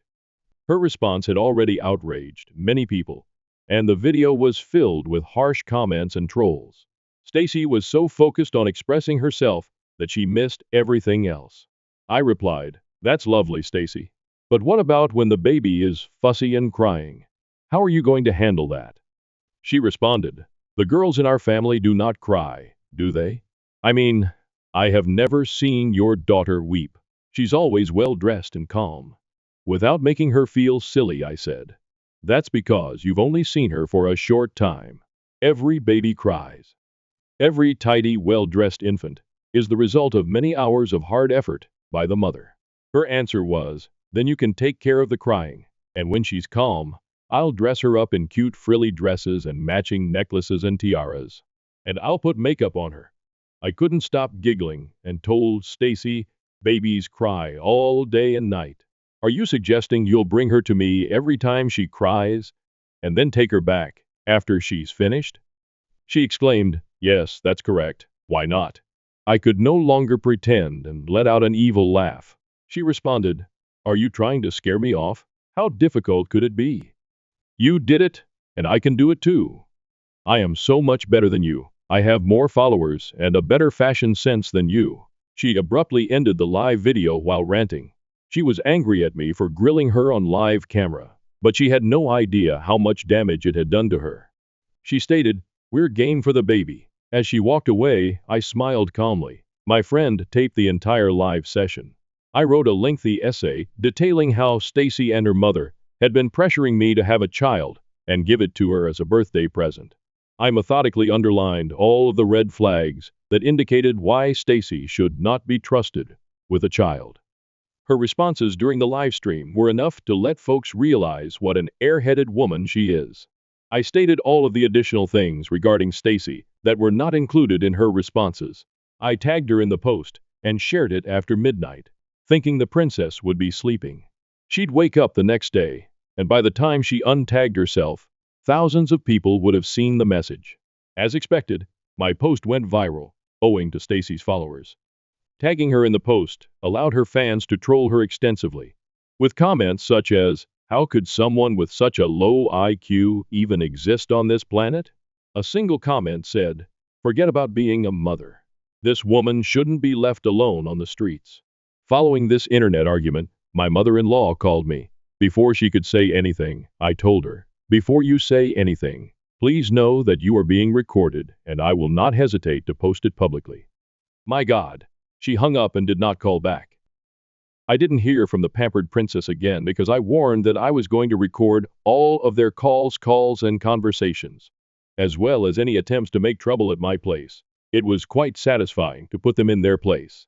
My husband and I are still giggling while reading the haters' comments on Stacy's video. It's just hilarious. 7 years after my husband caught me cheating with my boss and went to prison for assault, he's out. Now, I'm alone, and my kids hate me. I'm a selfish person, or so I tell myself practically every night when I hear the silence in my home. My children aren't here. My ex-husband hates me for good cause. My immediate family is fractured, and I've never stopped hating myself for what I did. My selfish conduct occurred in 2015. I had just reached 39, and I admit that I took my ex-husband for granted. My ex told me every day that I was beautiful, that he wanted to be intimate with me, that he cared for me, and that he treated me as an equal. He never regarded me as a queen or princess. I was his partner. We'd been married for 20 years. By that point, high school sweethearts and each other's only, and it seemed right. My family adored him. My brother looked up to him, and my ex supported him through many difficult moments. My ex was the person people contacted when they were in difficulties, and he assisted them. He was a good guy. Over the years, I have given him 2 strong boys. At the time of this narrative, they were 18 and 16, and we had twin girls who were 13 years old. I had gained weight and felt self-conscious, but he still called me lovely. Our fights were rare and far between. We discussed everything, but when we disagreed, it was typically over sex, or a lack thereof on my part, as well as the things I refused to do in bed. It wasn't that I didn't want to do things. It was just that I wasn't in the mood, which he understood. When I turned 39, my birthday celebration unveiled the new me. I had spent the entire year in the gym, doing yoga and Pilates. My efforts helped me lose 180 pounds and reach 135, which was an incredible transformation for me. I had always been a plump girl, so having a tight-fit figure was a new sensation for me. My ex-husband also went to the gym with me, albeit not as frequently, but he dropped from 260 pounds to 225 and began to shape his physique. My ex-husband could not keep his hands off of me, but I was still not in the mood. He certainly made an effort. We attended dinners, danced, and went for regular walks. He always helped around the house, and I could see in his eyes how much he adored and lusted after me. After 20 years together, he still gazed at me with passion. I believe any woman would desire that, but I wasn't in the mood. At the time, I assumed I was going through early menopause, because we only had sex 2, maybe 3 times a month, and I was a one and done. But he desired more. No matter how hard he tried, I just wasn't into it. He suggested couple counseling, but I refused. So my selfishness comes into play. A new manager began working in my office a few days after my birthday. He was significantly younger and more attractive, and for some reason, he was interested in me. Initially, I ignored him. Then it switched from ignoring to casual chatting. He flirted, so I showed him my ring. However, after 2 months of relentless flirtation, I reciprocated, which led to me telling him about my life and finding myself thinking about him more and more. This was an emotional affair, as I now realize. But I was high at the time. My ex-husband suspected something was wrong with me. We had a furious dispute over it, which I feel I began. He moved to kiss me, and I subconsciously produced a horrified expression. It wasn't directed at my ex. I was thinking about another man as my husband leaned in, and I was dissatisfied with the whole situation. At least, that is what I tell myself. A week later, I asked the new boss to meet me in a cafe so we could discuss. I was about to beg him to leave me alone and that I couldn't do this, but he kissed me first, and my thoughts went blank. That marked the beginning of our 6-month affair. During that period, I did things with this man that my ex-husband had long desired. I was more enthusiastic, willing, and usually in the mood. I think it was because it was something new.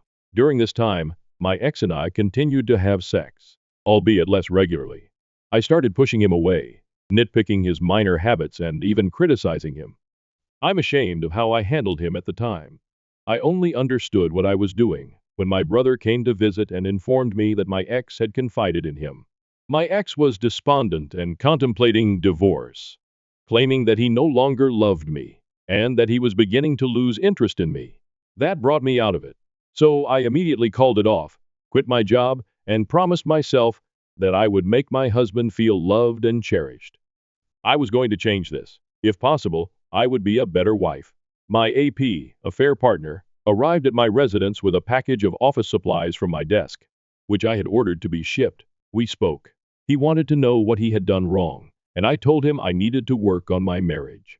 I told him to leave, but he wanted one final chance. I told him no, but he begged and pleaded, and like a fool, I gave in. We went into the guest room and started fighting. I'm not sure how long we were doing this, but when he was on top of me, I felt him violently snap back, and there was a huge crash. I sat up, and my ex looked at me. My AP was on the floor, and there was a big hole in the wall. I tried to talk to my ex, but his eyes were bloodshot. His lips trembled as tears streamed down his cheeks. I could tell he was in a lot of agony, and I felt disgusted. I witnessed Maya stand up and try to leave. My ex looked at him, and Maya P told him that if he knew what was best for him, he'd back off. So my ex assaulted him. I yelled and cried for my ex to stop. Desperate, I jumped on his back, causing me to be slammed to the ground. Everything became blurry for a time. Sentences sounded muffled, but when I awoke, my ex had my AP by his side and was on the phone. All I could do was stare at my AP's injured face and the blood and teeth on the floor next to him. There was a loud bang on the door, and I saw my ex put the phone on speaker, carefully set it on the floor, drop to his knees, and place his hands on the back of his head. The door opened and the police entered and handcuffed him. Paramedics came shortly later. I quickly found that he had phoned 911 himself. At the hospital, everything went terribly wrong. My father didn't say anything to me. He just stared at me with shame. My brother was yelling at me, looking upset, and questioning how I could have done that to my ex. My mother was comforting me, telling me everything will be fine, which prompted my father to yell at her. His family was infuriated. His sisters threatened me, and his parents seemed to wish to put me to an early grave. I approached my children, but they refused to speak with me. My sons wouldn't even look at me. My AP was severely damaged and required reconstructive surgery on his face. My ex had nearly crushed it. At the hospital, a woman entered my room and immediately attacked me. My brother grabbed her away from me, and it turned out she was my AP's wife. I didn't realize he was married. He never wore a ring and never said anything. It made me feel even worse. Prior to the trial, my boys stayed with their grandparents on my husband's side, while my girls refused to speak with me. My ex did not want to see me either. I attempted to visit him at the county jail, but was forbidden. My brother made sure my ex went to the correctional facility where he worked so he could monitor him. When I requested my brother to deliver a message for me, he told me to go to hell. During the trial, I saw my ex for the first time in months. He gazed at me with rage, and it hurt more than I could have imagined. He had always looked at me with love, even while we were fighting. He always looked at me with love. But throughout the trial, it was hatred. I had to excuse myself for crying in the restroom. As the days passed, I was compelled to recount my affair in full, for everyone to hear. When I informed them how long it had lasted, my ex looked devastated, and my father stood up and exited the courtroom. During my ex's testimony, I discovered that he had returned home to surprise me with lunch and a weekend trip for two to the Catskills. He had planned a romantic retreat, but as we walked in, he responded. He claimed that when the AP told him to step aside, he snapped and pummeled him, stopping only after he flung me off his back. He instantly called 911, and we heard the recording in court. Hearing the misery in his voice and sobbing as he did everything the operator told him to do was heartbreaking. The AP couldn't speak verbally and was extremely drugged, so they utilized photographs of him, which made me sick because I was to blame for everything. My ex broke his eye socket, cheekbones, and jaw. They claimed there were bone fragments that were too small to piece together. My ex was charged with a third-degree felony and sentenced to 7 years in prison, causing my kids to yell in protest, as well as my girls and his family to let out a howl that still haunts me today. The first 3 months were terrible. My AP's soon-to-be ex-wife sued me for affection-based alienation. My ex has filed for divorce. My eldest son has moved out. My other kid remained in his room, and my twins were rebelling fiercely. My ex-sisters-in-law attacked me in the middle of Price Chopper. When I tried to apologize to his mother, she spat in my face. My father and brother refused to speak with me. Eventually, I needed to locate a new job. There was no money coming in, and I nearly depleted my funds, but I was essentially blacklisted in my sector. It was negative publicity for the accounting firm, so I started working in retail and became a seasonal H&R Block adjuster during the tax season. I almost lost my house. My ex refused to let me visit him, and each letter I sent was returned. Crying in the shower became practically a daily habit. My parents almost split up because my mother was continually defending me. My brother refused to accept me, and my pals, whom I'd known since elementary school, were divided. I soon began to have ideas of terminating things, of packing my goods and going. The guilt was so heavy. I eventually saw a therapist who admonished me for being too familiar with my ex. I no longer considered him a spouse. Instead, I saw him as a friend with perks, and I treated him accordingly. I did, and she was right. I became too comfortable with him. I regarded him as a comrade, but he saw me as his wife, the mother of his children, the woman he adored and wanted. I took him for granted. Almost a year passed, and my children remained silent. When I served dinner, they would take their meal and disappear to their rooms, not even looking at me. I had a few meltdowns, imploring them to say anything to me, but nothing happened. My brother was married, and I was not invited. But my children were. I continued to try to visit my ex, hoping that he had put me on the visitor list. But I was always turned down. My letters were still getting returned. It left me terribly depressed, and I felt I deserved it. Then, unexpectedly, my brother showed up. I was both surprised and pleased to see him, as it was the first time he had visited my house since the trial.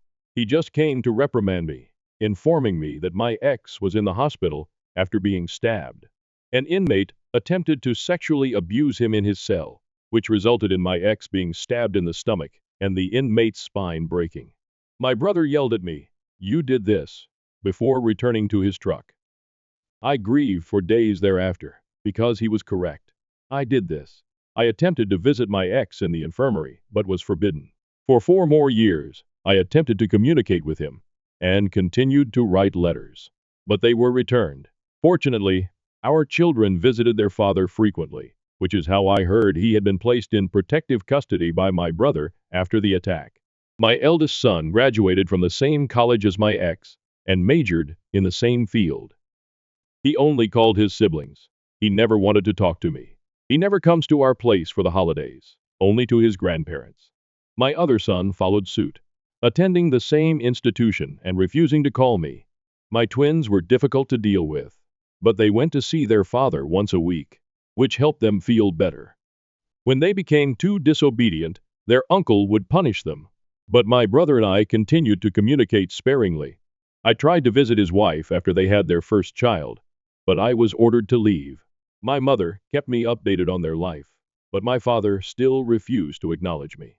Then, at the May, my children were joyful, and my sons returned home. I had no idea why, and it didn't matter. They were home. For 4 months, my children were present, and I tried everything I could to express my regret, but I was mostly ignored. Still, they were talking to me, and it made me very glad to have a conversation with them and learn about their life. My eldest had been dating a woman for over a year. My second-born was on a college track team, and my girls started talking to me again. I hated myself even more for what I had done to them.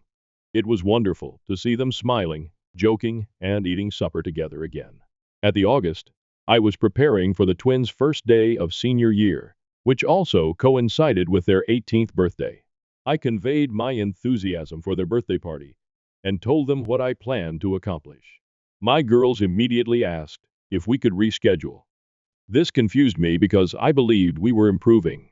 When I inquired why, one of them explained, "Because Dad is throwing us a party, and I don't want you near him."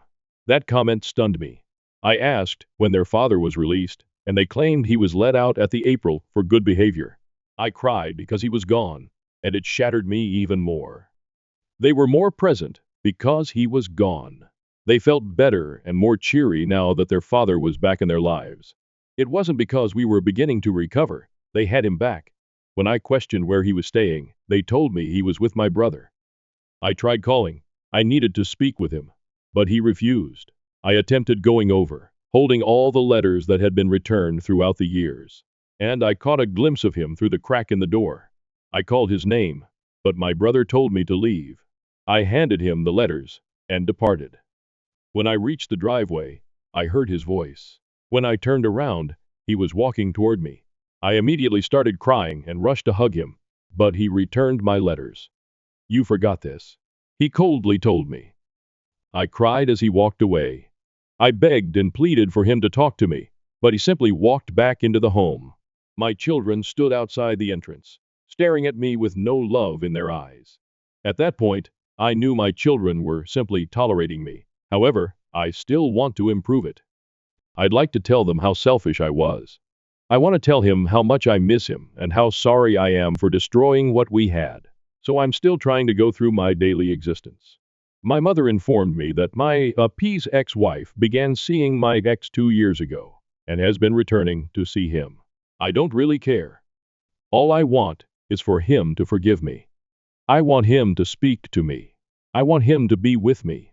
I want him to look at me like he used to. I want my kids to be with us. I really want my family back, but I know I do not deserve it. Even if we miraculously reunite, it will never be the same. I was selfish, and I wish I could take it back. My son's response. This is a response to my mother's post entitled "My Selfishness Ruined My Family." I'm a frequent Reddit user. Therefore, I'm using a throwaway since I don't want anyone in my social circle to know this is me. I try to keep my past a secret. My college buddies are unaware that my father is in prison, and I don't want to inform them. So as I strolled around campus, I overheard others talking about and sharing this post, which brought back a lot of emotions I'd been working to overcome. I looked it up and found enough evidence to conclude it was about my family, which enraged me. I reached out to my mother and, as usual, tears flowed. I yelled at her. When I went to visit my father and told him what I did, he yelled at me as well. But he is a wonderful man. He just yelled at me for cussing. He always tells me that even if I don't love my mother, I should respect her. But it is difficult to appreciate someone like her. My father has always battled. He would instill in us the importance of being grateful for obtaining excellent marks or reading books. He informed us that, where he grew up, children were bullied for seeking white things, such as attending college. He described how difficult it was for him in the South Bronx. My aunts informed us that when he was 13, he joined a gang so that he could be left alone at school. When he was 15, his father died of cancer, and my father had to be a surrogate parent to his 2 sisters due to a lack of life insurance. He worked and did anything he could to help pay the rent and put food on the table, all while still attending school. My father felt it was lucky that his mother remarried a wonderful man and relocated to upstate New York for a better lifestyle. My uncle informed me that when they first met my father, they thought he was peculiar. It was the 1990s, and when my father strolled into school wearing baggy trousers and a Puerto Rican flag shirt, they decided to tease him. My uncle said they weren't expecting my father to fight back, but he did. He kicked their asses. Instead of walking away, my father helped him up and offered if he wanted to skip school, share a 40 and talk things over. My uncle remarked that when my father did that, he knew they'd be buddies, and they soon started hanging out. That's when my father introduced him to my mother, and they hit it off. They attended the same college and got married by the end of their first year. Growing up, my parents were always in a romantic relationship. They were always holding hands and kissing, which was quite humiliating. Even at the beginning of my senior year, when everything went wrong, my father treated my mother as if she were a teenager. He loved and appreciated her. I can honestly tell that he never put her on a pedestal. He would lecture me that a woman will not respect a man who puts her on a pedestal. When I questioned why, he responded, "Because she'll always be looking down on you." My father informed me that both his father and stepfather shared the same philosophy. Treat your wife as an equal. She is your greatest friend and confidant, just as you are hers. My father had his idiosyncrasies. He was a large guy who was always joking. 5'11", 260 pounds.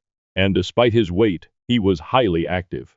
I used to enjoy it when he sang to my mother. We all did. He'd serenade her, buy her flowers, and sign the card, because it's Thursday and I was thinking about you. He occasionally wrote her love letters and defended her honor when she was treated rudely or disrespectfully. He frequently complimented her on her beauty. My father demonstrated to the daughters the type of man they should have in their lives. My father was always there for my uncle, even when everyone else believed he was a lost cause. My father never gave up on him, and as my grandfather once stated, he knocked the stupid out of him and left behind the man he was supposed to be. That sentence has always made me laugh. My father showed me how a guy, a friend, and a husband should act. Prior to her affair, my mother had always adored my father. He was constantly supportive and encouraging. He was her one-man pep rally when she was feeling low, and she was his. They had the marriage that we all wanted. Then my mother messed it up. I recall those months when she spoke to my father as if he were beneath her. He pushed back, but controlled himself. Even though my father was a college graduate and a successful financial consultant, he could go from zero to ghetto in 5 seconds.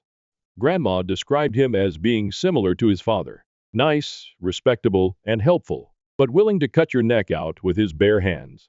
My father tried everything, buying her flowers, taking her out to dinner and dancing, but she was in her own little world and mistreated him. We all witnessed it. It had a significant impact on my brother and twin sisters, but my father smiled and assured us that everything will work out. He would add that Mom was probably stressed out at work and bringing it home. I believed it, especially after she quit her job. I honestly believed it was her employment that was the issue. Then my father was arrested. Mom, do you know how embarrassed we felt when the entire school was discussing what happened? My father got detained because my mother couldn't close her legs. I couldn't bear looking at you, so I went to stay at Grandma's place.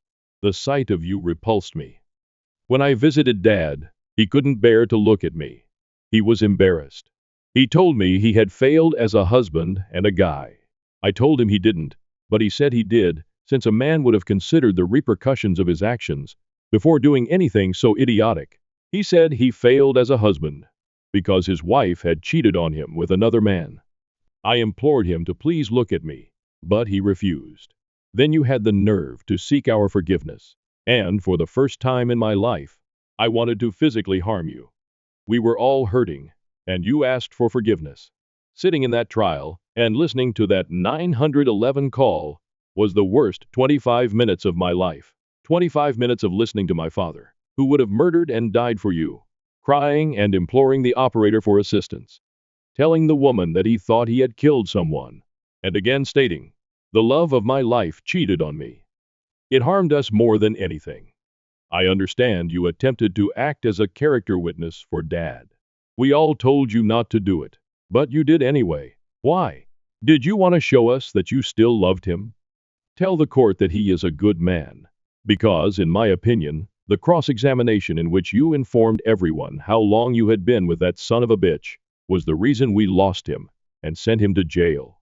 I believe if we had an actual lawyer rather than an appointed one, he would have walked. As a result, I experienced anger issues. My brother became a secret alcoholic. One of the twins was suicidal, and you were unaware. All you wanted was to attempt to work things out with Dad, leaving me to support my siblings. I loathed you. In certain ways, I still do. When I got to college, I had no desire to associate with you.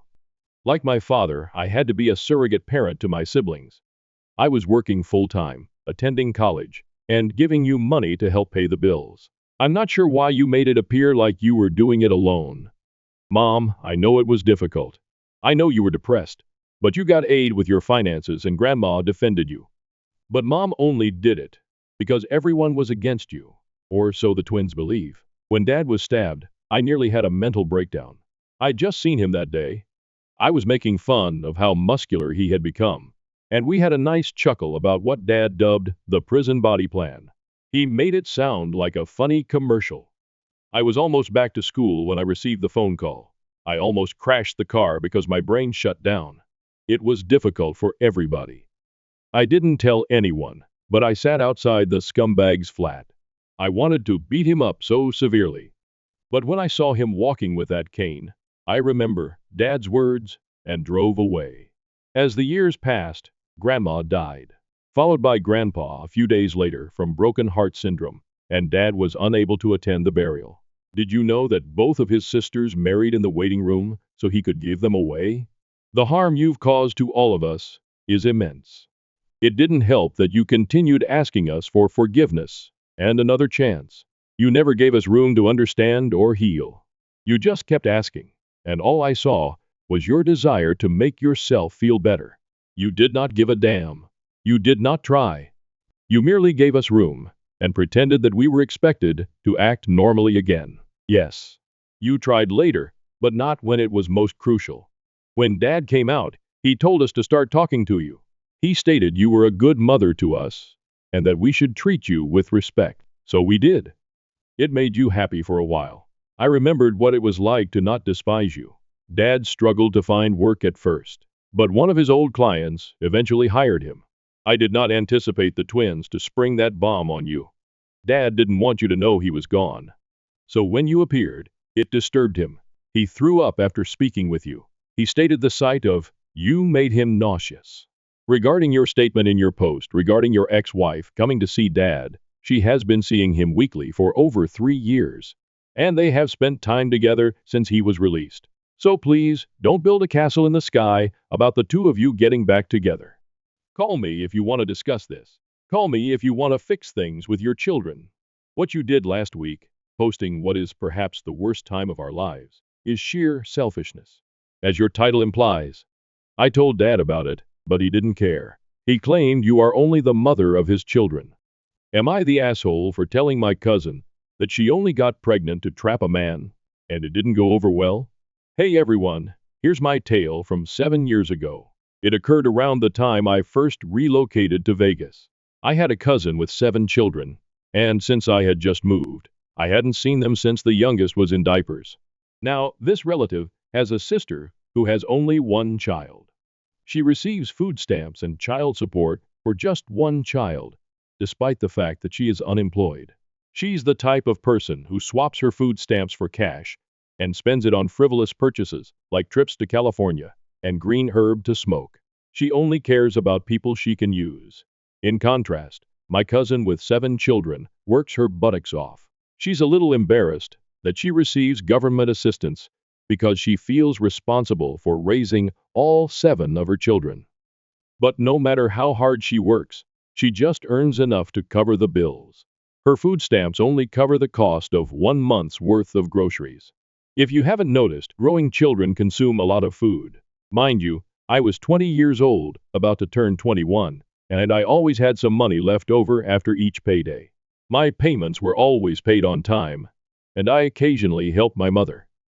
We went to see the kids one day, and the 3rd youngest told me that Christmas was approaching, and that he was delighted because they get to eat excellent food on Christmas. These kids live on ramen and ravioli. Hearing him say this broke my heart. Her children are generally well behaved, and they deserve a lovely Christmas. I began asking them what they wanted, from oldest to youngest. Dax wanted headphones and a new sweatshirt. Jen requested a sweater and nail polish. Darren requested a football and a cake. Junior wanted a soccer ball and cake. Zed wanted Transformers and Power Rangers. Nana wanted a My Little Pony, and Jay wanted Paw Patrol.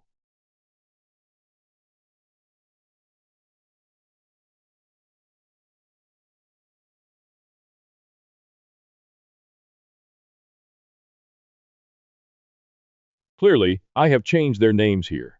So because the kids don't understand Spanish yet, I informed my cousin that I'd be taking Christmas off and that I wanted to take care of it for the kids.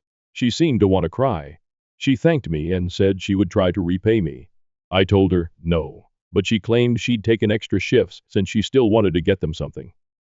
I got paid and established a $40 limit for each child. I gave each kid 2 large presents from Walmart and used the rest of the money to get them all modest extras from the dollar store. Her children appreciate all you give them. The 2 who wanted cake got it. I even tied a bow around it and concealed it among the milk and eggs in the refrigerator. Now I assume my cousin informed her sister, since I received a call from her sister. Here's how the conversation went. She called and said, "Hey, Chris told me you're doing Christmas for her kids." I replied, "Yes. They are spending Christmas Eve at my house. Mom is cooking dinner, and we'll open presents the next morning." "Surely you have room for one more?" she asked. "Are you talking about your kid?" "Of course, I am. Okay. No issue. Drop him off on Christmas Eve night to eat and watch movies, and then pick him up the following morning. No problem." Mind you, after buying the kids gifts and my parents, I was a little broke. The entitled cousin called me the day before Christmas Eve, so I scrimped and bought her child some dollar store toys. On Christmas Eve, my mother gathered up the 7 children and brought them to the house. They were astounded at the gifts under the tree and the stockings with their names on it. The elder ones were joking about, wondering who got what. I waited for perhaps an hour or two, but my cousin never arrived with her child. So we fed the children and began watching movies. After around 3 movies, all of the youngsters dropped out from food comas. We awoke the next morning to find that my entitled cousin had not yet responded. The children began opening their presents. Junior and Darren enjoyed some Christmas cake, which they shared with their siblings. Everything was in full flow when there was a knock on the door. I opened it, and I wasn't particularly pleased. Why the freak are you knocking on my door? Oh, it's you two. Why didn't you bring your child last night? I asked. My cousin snapped, "Watch your mouth." I became busy and couldn't make it. At this moment, I rolled my eyes because I could smell a bull. You said worse things in front of your kid. You want to come inside? Sorry, we do not have time. Can we just get his presents and meal and leave? His meal? Yeah. Your mom cooked? Yes, she cooked last night. You were busy and the kids ate everything. You didn't save my kid a plate. Well, you never brought him, so no. Whatever. Just give us his present. Her child seemed to want to stay and play. I felt sorry for him. I walked inside and swam through the wrapping paper to find his gifts. They were little, so I placed them in a gift bag. He opened them on my porch, and his eyes brightened.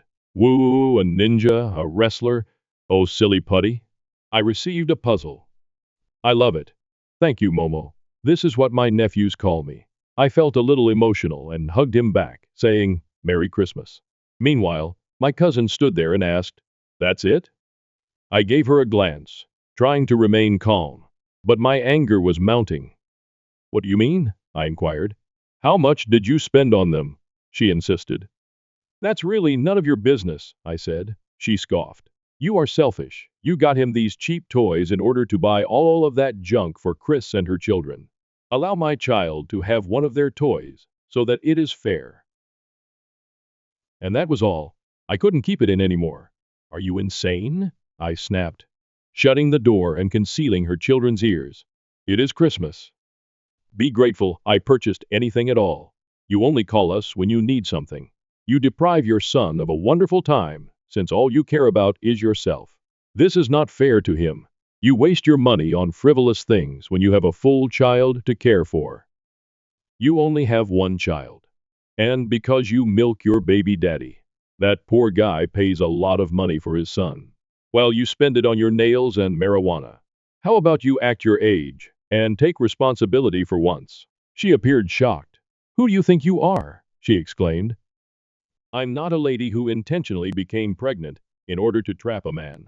A mother who does not get aid but pays taxes so that lazy people like you can feed their children. The woman who bought your child Christmas presents because I was not selfish like his mother. She appeared to want to hit me, and she probably would have if my mother hadn't come outside. My cousin felt intimidated by my mother, so she grabbed her child and went. Later, she moved to Chicago to leech off her mother. I hope her child is okay and doesn't take up on her bad habits. Late update. I spoke with my cousin who has 7 children, and she contacted their mother in Chicago. The child has grown taller. Wow, genetics. And his grandmother has legal custody of him. His mother got in trouble with the authorities, as one would expect, but it wasn't because of drugs. She is serving time and has lost custody. His father still lives in Las Vegas, but he cannot afford to care for him because he is struggling to care for himself. My cousin is saving his allowance for a trip to see us, so I handed him $250 stow help. Was I a jerk for calling out my cousin like that? Nope. At the very least, I ensured that the child did not hear me or took steps to minimize it. I honestly don't understand how people like her rationalize their actions. Whether she took the child out of laziness or with the intention of receiving free presents, she is still a bad parent. And it appears that social services agreed with me. However, inconveniencing a large number of other people in order to receive free food and toys that you had no intention of giving to your child is both lazy and selfish. At the very least, Her child appears to be capable of outperforming his mother. Hopefully, without her influence, he will mature into a well-adjusted and moral individual who learns from her mistakes. If his father cannot afford to see him, it appears that he has a difficult situation. This reminded me of how grateful I was as a child for the cheapest bargain bin toys. Until my early teens, I was content with a modest toy from the dollar shop. It demonstrates how difficult things must be for my other cousins' children when they request sweaters, indicating a need for warm clothing rather than taking it for granted. My parents left me in debt to fund my brother's failed business. Now they want to meet my daughter. Should I let them back into my life? I never expected to be writing this. Yet, here I am seeking help from strangers on the internet about my family situation. My name is Johnny, and I am 32 years old. I've been estranged from my parents for over 8 years, and now they're attempting to re-establish contact. I'm not sure how to handle this, and I might really benefit from some outside advice. To comprehend my condition, you must first know about my childhood. I grew up in a little town in Ohio, as the older of 2 sons. My younger brother, Bobby, 30M, was born when I was just 2 years old. Bobby was unquestionably the golden child. He was outgoing, athletic, and charming, all qualities that I lacked. I was more introverted and concentrated on academics. Our parents, particularly our father, were always more interested in Bobby's activities than mine. Dad was a former high school football standout who never completely recovered from his golden days. Bobby's passion in athletics thrilled Dad. He'd spend hours in the backyard teaching Bobby how to throw a perfect spiral while I sat on the porch with my books. Mom wasn't as open about her preference, but it was still present. She'd swoon over Bobby's finger paintings and display them on the fridge. Yet my report cards with straight A's were received with a simple, "Good job, Johnny." I recall a particularly terrible occurrence when I was 10. I won the school science fair with a project about renewable energy. I was so pleased to show my parents. But when I arrived home, they were too busy celebrating Bobby's selection to the junior football team to look at my blue ribbon. As we grew older, the partiality became more apparent. In high school, I immersed myself in my academics, joining both the debate team and the math club. I was determined to enroll in a good college and become a doctor. Bobby, on the other hand, got by on his charisma and physical abilities. He was the standout quarterback, courting cheerleaders and attending parties on weekends. I still recall the night of my high school graduation. I was valedictorian and had spent weeks preparing my speech. As I stood on the stage, I looked around the audience for my family. Dad was there, but he was occupied recording Bobby, who was having fun with his friends in the back row. Mom, at least, appeared to be paying attention, but I noticed her frequently looking over at Bobby. Even in my success, I felt as if I was still in my brother's shadow. When it came time for college, I was accepted to a prominent university on a partial scholarship. I was overjoyed, but it was short-lived. My parents sat me down and informed me they couldn't afford to help with my tuition. They claimed they had been saving for years, but unexpected bills had arisen, and they just did not have the funds. I was devastated and determined.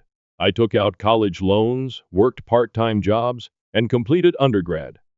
It was challenging, but I felt pleased with myself for doing it on my own. I've worked as a teacher, a library assistant, and even spent the summer working night shifts at a 24-hour diner.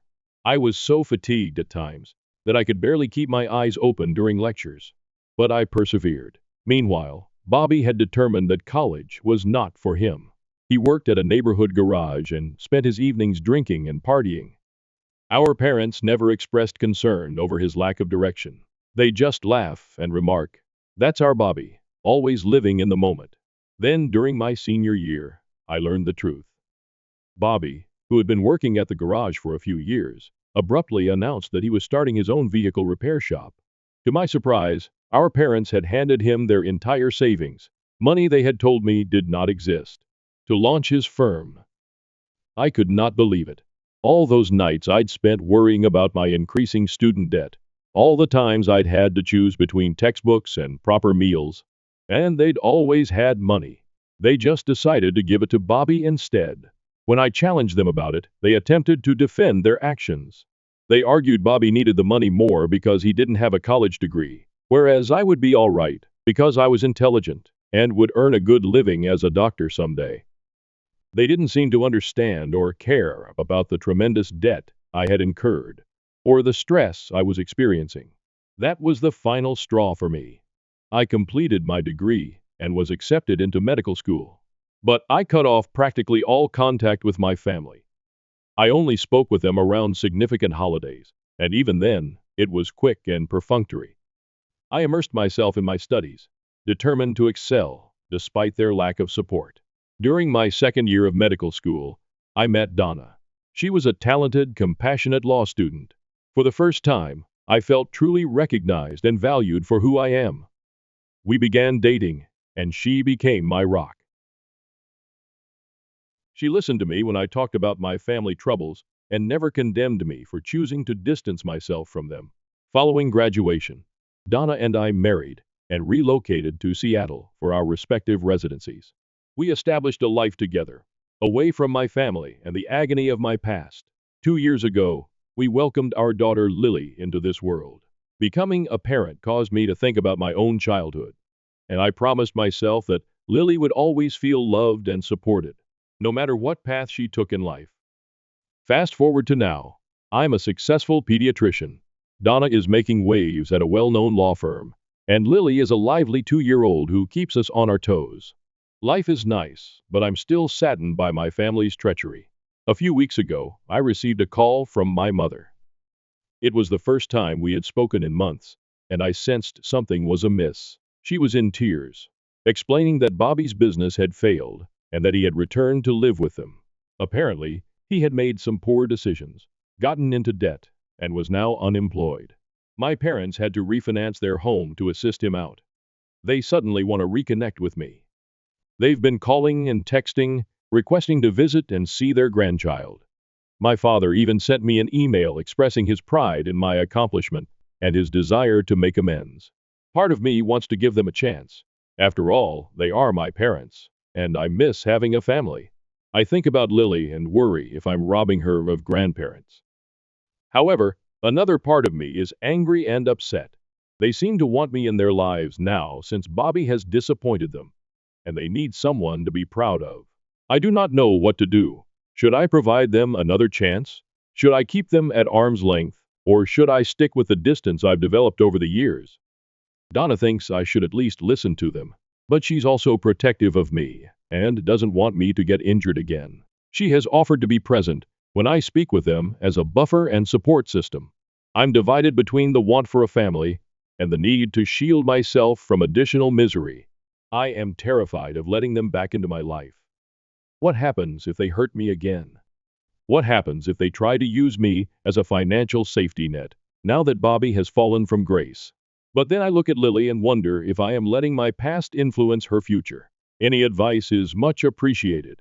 How can I deal with this scenario without being a doormat or allowing my anger to control me? How can I protect my own family while perhaps mending my ties with my parents? I feel like I'm at a crossroads, unsure which course to choose. Update 1. Thank you for your responses. I go through every remark and appreciate the variety of viewpoints you've provided. I wanted to give you an update on what has happened since my previous post. After much thought and several long conversations with Donna, I decided to meet with my parents, but on my own terms. I propose that we meet in a neutral area, such as a quiet cafe near my business, without my wife or daughter present. I wanted to hear them out without quickly involving my new family members. The days leading up to the encounter were fraught with apprehension. I found myself snapping at Donna over minor issues and having difficulty sleeping. The night before, I sat in Lily's room long after she had fallen asleep, admiring her serene expression and wondering if I'd made the correct decision. The morning of the meeting, I arrived at the cafe early. I chose a table in the corner so we could have some privacy. As I waited, I couldn't help but think of all the times I had sat, waiting for my parents to arrive at my events, debate competitions, science fairs, and even my high school graduation party. They were often late, typically due to something involving Bobby. But this time, they arrived early. I observed them approaching the cafe via the glass. They appeared older than I remembered and more worn down. My mother's hair was completely gray, and my father appeared to have shrunk, his once strong shoulders now slightly slumped. They entered the cafe, and for a little period, we all stared at each other. Then my mother ran forward and hugged me passionately. I flinched at first, unaccustomed to such demonstrations of devotion from her, but I gradually hugged her back. My father stood awkwardly to the side, visibly uncomfortable. We sat down, and I let them talk first. My mom performed the majority of the talking. She began by apologizing for the past, stating that they had understood how unfair they had been. She expressed how proud they were of my accomplishments, and how they regretted not helping me more. Then came the kicker. They stated that Bobby's situation had a role in their desire to reconcile. Apparently, his failing company venture was more than simply a bankruptcy. He became associated with some unscrupulous guys and ended up with gambling debts. My parents had to sell their vacation home and take out a second mortgage to help him out. As they talked, memories flooded back. I remembered the summer before I left for college when I begged to use the vacation home for a week with some friends. They had said no, claiming they intended to utilize it themselves. Later, I discovered that they had let Bobby and his pals stay there for a month. I listened to everything silently, letting them talk. When they were finished, I took a deep breath and told them how I truly felt. I detailed every incident of favoritism. Every time they ignored my accomplishments in favor of Bobby's latest wish. I told them about the evenings I sobbed myself to sleep in college, wondering why I wasn't good enough to have their support. I told them about how I had to sell my laptop, a high school graduation gift for my grandma, to pay for textbooks. I described how during college, I had to work night shifts at a diner, coming home stinking of grease and fatigued, while they paid for Bobby's partying. My father attempted to intervene to defend their behavior, but I shut him off. I reminded him of all the football games he had attended for Bobby, as well as how he had missed my debate team's state victory because he was at one of Bobby's games. I informed them that, while I appreciated their apologies, it did not erase years of pain and neglect. I made it obvious that if they wanted a relationship with me, it would be on my terms, which would require time and effort on their part. I also addressed the elephant in the room, Bobby. I informed them that, while I sympathized with his predicament, I didn't want to be his safety net or compete for their attention again.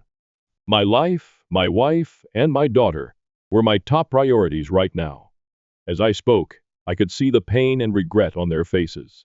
My mother was silently crying, and my father appeared to have aged 10 years in the course of our chat. Part of me felt bad for causing them distress, but another part felt glad to finally express these things aloud. The conversation ended with mixed emotions. We agreed to take things slowly. I stated I'd be available for occasional phone conversations, but I made no guarantees regarding in-person visits or introducing them to Lily. I told them I needed time to comprehend everything and asked them to respect my boundaries. As I left the cafe, I felt an odd combination of melancholy and relief. It wasn't the heartfelt reconciliation some had hoped for, but it seemed genuine and essential. I walked to my car and sat there for a while, repeating the conversation in my head. When I arrived home, Donna was waiting for me. She took one look at my face and hugged me. We sat on the couch and I told her everything. She listened without judgment, providing comfort and support. Donna asked me how I was feeling that night when we were lying in bed. I told her I was unsure. Part of me felt lighter, as if I'd finally let go of a load I'd been carrying for years. But another felt raw and exposed, as if an old wound had been reopened. I'm still processing things, but I feel like I've made a step toward healing. Even if the path ahead remains unpredictable, I know it won't be easy, and there will be a lot to go through. But for the first time in years, I feel like I might be able to reconnect with my parents. I'll keep you updated as things progress. Thank you all for your encouragement and wisdom. It has given me the strength to confront this circumstance front on. Update 2. It's been approximately a month since my meeting with my parents, and I wanted to provide another update. Things have been complicated. True to my word, I have allowed only limited communication with my parents. We've had a few phone calls, mainly brief and embarrassing. My mother has worked quite hard, possibly to an excessive degree. She calls more frequently than I'm comfortable with, and is always curious about Lily. I've had to establish some boundaries there, telling her that she must earn the right to be a grandma. Last week, she called and spent 20 minutes telling me about a toy she had purchased for Lily. I had to interrupt her and remind her that she hadn't even met Lily yet, and it wasn't right to purchase her things at this point. She appeared to be hurt, but I kept my position. In contrast, my father has remained aloof. He has only spoken to me once, and it was a stiff chat. I get the impression he is battling with his pride, finding it difficult to confess he was wrong all these years. During our one chat, he largely inquired about my profession, as if attempting to comprehend the life I'd made without them. The real drama, though, came from an unexpected source. My brother, Bobby. He sent me a long, rambling email about 2 weeks after I met with my parents. It was part apology, part request for assistance.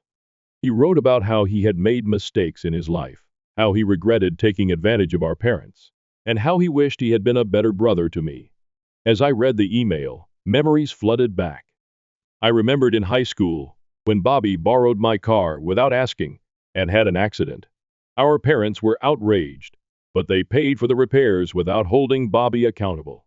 Meanwhile, I had to ride the bus to school for a month. Bobby's email initially moved me. It appeared like a sincere effort at reconciliation. However, as I read on, the genuine intent of the email became evident. Bobby was asking for money. He had a business idea that he was confident would cure all of his issues, and he asked me to invest. I was infuriated. Despite all that had happened over the years, he continued to see me as nothing more than a possible source of wealth. The business concept was unclear and poorly thought out. It involved a food truck selling gourmet hot dogs. He had clearly learned nothing from his past setback. I did not answer your email. Instead, I phoned my folks. The talk was tense. When I questioned if they knew about Bobby's email, they said they did. In fact, they urged him to contact me. They believed that if Bobby and I reconciled, it would help bring the family back together. I lost my composure at that time. I explained that their attempts at manipulation were precisely why I had separated myself in the first place. I reminded them of all the times they had allowed Bobby's poor behavior, from covering for him when he cheated on tests in high school, to bailing him out of jail after a DUI in his 20s. I made it clear that I was not interested in sponsoring another of Bobby's schemes, and I was disappointed that they would even consider asking me after everything that had occurred. I informed them that if this was their notion of making amends, they needed to learn a lot about respect and boundaries. The call ended poorly. My mother was crying again, my father was defensive, and I was shivering in wrath. I felt as if all of our progress had been undone in an instant. After I cooled down, I discussed matters with Donna. She's been my rock through it all, providing support and a clear perspective when I needed it the most. We concluded that for the time being, it would be best to distance us from my family. The trust that had been tentatively restored has been shattered, and I need time to comprehend it all. I feel discouraged and upset, but also strangely relieved. This incident proved that my suspicions were correct. My family still doesn't realize the anguish they've caused or respect the limits I've established. It's a difficult but important revelation. For the time being, my attention is focused on my own family, Donna and Lily. They are my top concern, and I refuse to let the drama with my parents and Bobby detract from the enjoyment we've created together. Last night, while I was tucking Lily into bed, she wanted me to read her favorite story. The Giving Tree. As I read, I realized how different my relationship with her is from that with my parents. I want her to know she is loved unconditionally, not based on what she can provide or do. This morning, I sent my folks a brief email. I told them I needed some space and would contact them when I was ready. I also made it plain that any future relationship would be contingent on their ability to respect my limits and regard me as an equal, rather than merely a potential solution to their problems with Bobby. I have not heard back from them yet, and I'm not sure how I feel about it. Half of me is relieved by the quiet, but another half wonders whether they've given up on reconnecting. For the time being, I'm taking things one day at a time. I have a busy week at the hospital, and Donna and I are organizing Lily's third birthday party. Life moves on, and I'm resolved to concentrate on the good aspects of my life rather than linger on the negative. I'll update again if something big happens, but for now, I believe it's time to finish this chapter and move on with my life. Thank you all for your help and advice throughout this process. It's meant more than you realize. Update 3. It's been 6 months since my previous update, and I felt it was time to discuss what's going on. My family situation, as well as my viewpoint on things, have altered significantly. First, let me explain the situation with my parents and Bobby. After the argument over Bobby's email, I kept my distance. I ignored calls and messages, concentrating on my business and my immediate family. It was difficult, particularly over the holidays, but I believed it was vital for my mental health. 3 months ago, I received a letter from my father. It wasn't an email or text, but rather a handwritten letter. The sight of his familiar handwriting triggered a flood of memories, birthday cards, and messages in my lunchbox from when I was younger, before Bobby came along and everything changed. In the letter, he did something I never expected. He gave a sincere and honest apologies. He acknowledged their favoritism toward Bobby, the pain they had caused me, and the mistakes they had made in attempting to reconcile. He made no excuses or asked for anything. He just expressed regret and a willingness to make amends, but only when I was ready. He talked about how he had been thinking a lot and realized how his own fears had influenced his actions. He stated that he had lived vicariously via Bobby's sporting accomplishments since he felt inadequate in his own career. He claimed he had always been proud of my academic achievements, but didn't know how to express it. I was suspicious at first, but something about the message felt unusual. Maybe it was the exertion of writing it by hand, or perhaps enough time had elapsed for genuine thinking. Regardless, it paved the path for cautious communication. We've been talking more frequently lately, generally just my dad and me. Our interactions are still occasionally awkward, but they feel more genuine. He's been asking about my work and family, and he truly listens when I explain about my life. He's also been open about his own challenges, such as his difficulty acknowledging mistakes and his fear of losing his children. He asked Lily last week if he might send her a birthday gift. Rather than simply saying yes, I suggested we video call so he could see her open it. I hadn't seen such delight on his face in years, as Lily joyfully unwrapped the toy doctor kit he sent her. My mom and Bobby's situation remains difficult.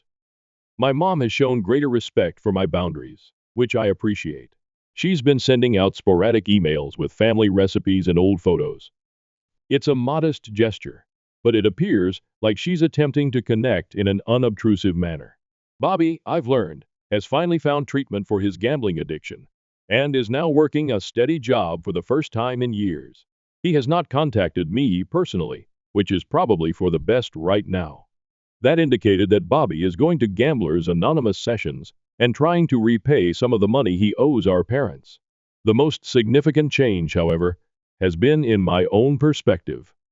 Throughout everything, I've learned that while I can't erase the past or control my family's actions, I can choose how I react to them. I've been working to let go of some of the anger and hatred I've harbored for so long. It is not easy, and old hurts still arise on occasion, but I'm trying. I have also developed a new appreciation for my own family. Donna has been tremendously supportive throughout this process, offering advice when I needed it, and simply listening when I needed to rant. Watching Lily grow and shaping her idea of family has made me think about what I want it to mean for her. Last weekend, we enjoyed a picnic in the park. As I watched Donna push Lily on the swing, I felt a sense of calm I hadn't felt in a long time. I understood that no matter what happened to my parents or Bobby, I now have my own family. One based on love, trust, and mutual respect. For the time being, we are taking things day by day. I'm not rushing into anything, and I'm not closing any doors. My top priority is still my wife and daughter, but I'm cautiously enthusiastic about the possibility of healing some of the rifts with my parents. This path has been both painful and fascinating. I've learned a great deal about forgiveness, limits, and the complexity of family relationships. Whatever occurs next, I feel better prepared to deal with it. Thank you all for your help and advice throughout this process. It's meant more than you realize. My mother-in-law called me infertile. My wife supported her, so I divorced and married her cousin. Now I'm a father to twins. I never expected to be discussing my life story on Reddit, yet here I am, desperate for guidance from strangers on the internet. I'm a 35-year-old man, and my life has transformed into a soap opera that I never signed up for. Let me start at the beginning. I met my wife Evelyn in our second year of college. We were both studying business and ended up doing the same group project for our marketing class. Evelyn was a whirlwind of enthusiasm and drive. She had her entire life planned out. Graduate with honors, get a position at a top firm, advance up the corporate ladder, and eventually start her own business. I was more of a go-with-the-flow type of person, but her determination encouraged me. We began dating a few months later, and for the first time in my life, I felt like I had a purpose. Evelyn motivated me to be better and seek more for myself. We graduated together and both got decent entry-level jobs at competitive organizations. The first few years were difficult, long hours, tight money, and little time together. But we made it work. 3 years into our relationship, I proposed. I had been saving for months to purchase the right ring. I had planned a romantic evening that included a gourmet dinner, a walk in the park where we shared our first kiss, and then proposing under the stars. But life had different plans. Evelyn contacted me in tears on the day I planned to propose. She'd been passed over for a promotion she'd been pursuing for months. She was heartbroken, questioning her job choices and personal value. I canceled my elaborate plan and instead arrived at her place with her favorite takeout and a bottle of wine. As we sat on her tiny balcony, commiserating about the unfairness of corporate life, I realized there would never be a better time. I pulled out the ring and asked her to marry me right there, in our work clothes and surrounded by empty takeout containers. Evelyn agreed, and everything seemed perfect for a little moment. Then came wedding planning, which marked my first genuine interaction with Karen, Evelyn's mother. I'd met Karen a few times previously, but she was always in groups and on her best behavior. Karen's real colors emerged when she began to prepare her only daughter's wedding. Nothing was ever good enough. The space was too small, the cuisine was too exotic, and the music was too contemporary. She questioned every decision we made, from the color of the tablecloths to the design of my tuxedo. Evelyn attempted to mediate, but it was evident she was straining to stand up to her mother. The breaking point came when Karen insisted on inviting Evelyn's ex-boyfriend, Tom. Apparently, Tom's parents were longtime family friends, and it would be impolite not to include them. I put my foot down, and to my amazement, Evelyn supported me. It was the first time I had seen her truly stand up to her mother, and I was proud of her. The wedding event was stunning, despite Karen's best efforts to micromanage every detail. Evelyn was radiant, and as we exchanged vows, I honestly believed we could face whatever life threw at us. The first few years of our marriage went well. We both advanced in our careers, purchased a small home in the suburbs, and began discussing having children. Evelyn wanted to wait until we were more financially secure, and I understood. We were doing well, but children are expensive, and Evelyn had huge hopes for her career. Around our 5th wedding anniversary, I started to feel ready for fatherhood. My brother had recently had his second child, and seeing him with his children sparked something in me. I brought up the matter with Evelyn, but she was hesitant. She was up for a significant promotion and didn't want to risk it with a pregnancy. I tried to remain patient, but as another year passed, I couldn't stop feeling that our lives were on wait. We had many discussions about the best time to have a kid, but there was always another excuse to postpone. A major project at work, a scheduled vacation, or a potential career change. Finally, 2 years ago, Evelyn agreed it was time.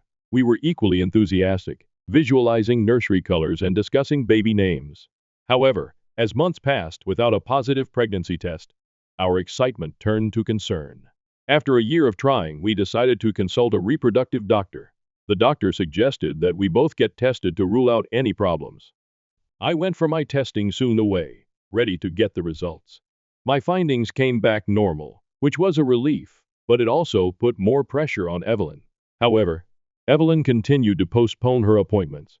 At first, it seemed understandable. She had a huge presentation at work, and then she got the flu. However, as the weeks and months passed, I became increasingly agitated. Every time I mentioned it, Evelyn would become defensive or shift the conversation. That's when Karen became involved. She'd phone Evelyn repeatedly to see if there was any news. When Evelyn visited her parents, she returned home unhappy, claiming Karen had been pressing her about grandkids. I tried to be supportive, but I couldn't help but feel Evelyn was allowing her mother to have too much control over our life. Things came to a head last Thanksgiving.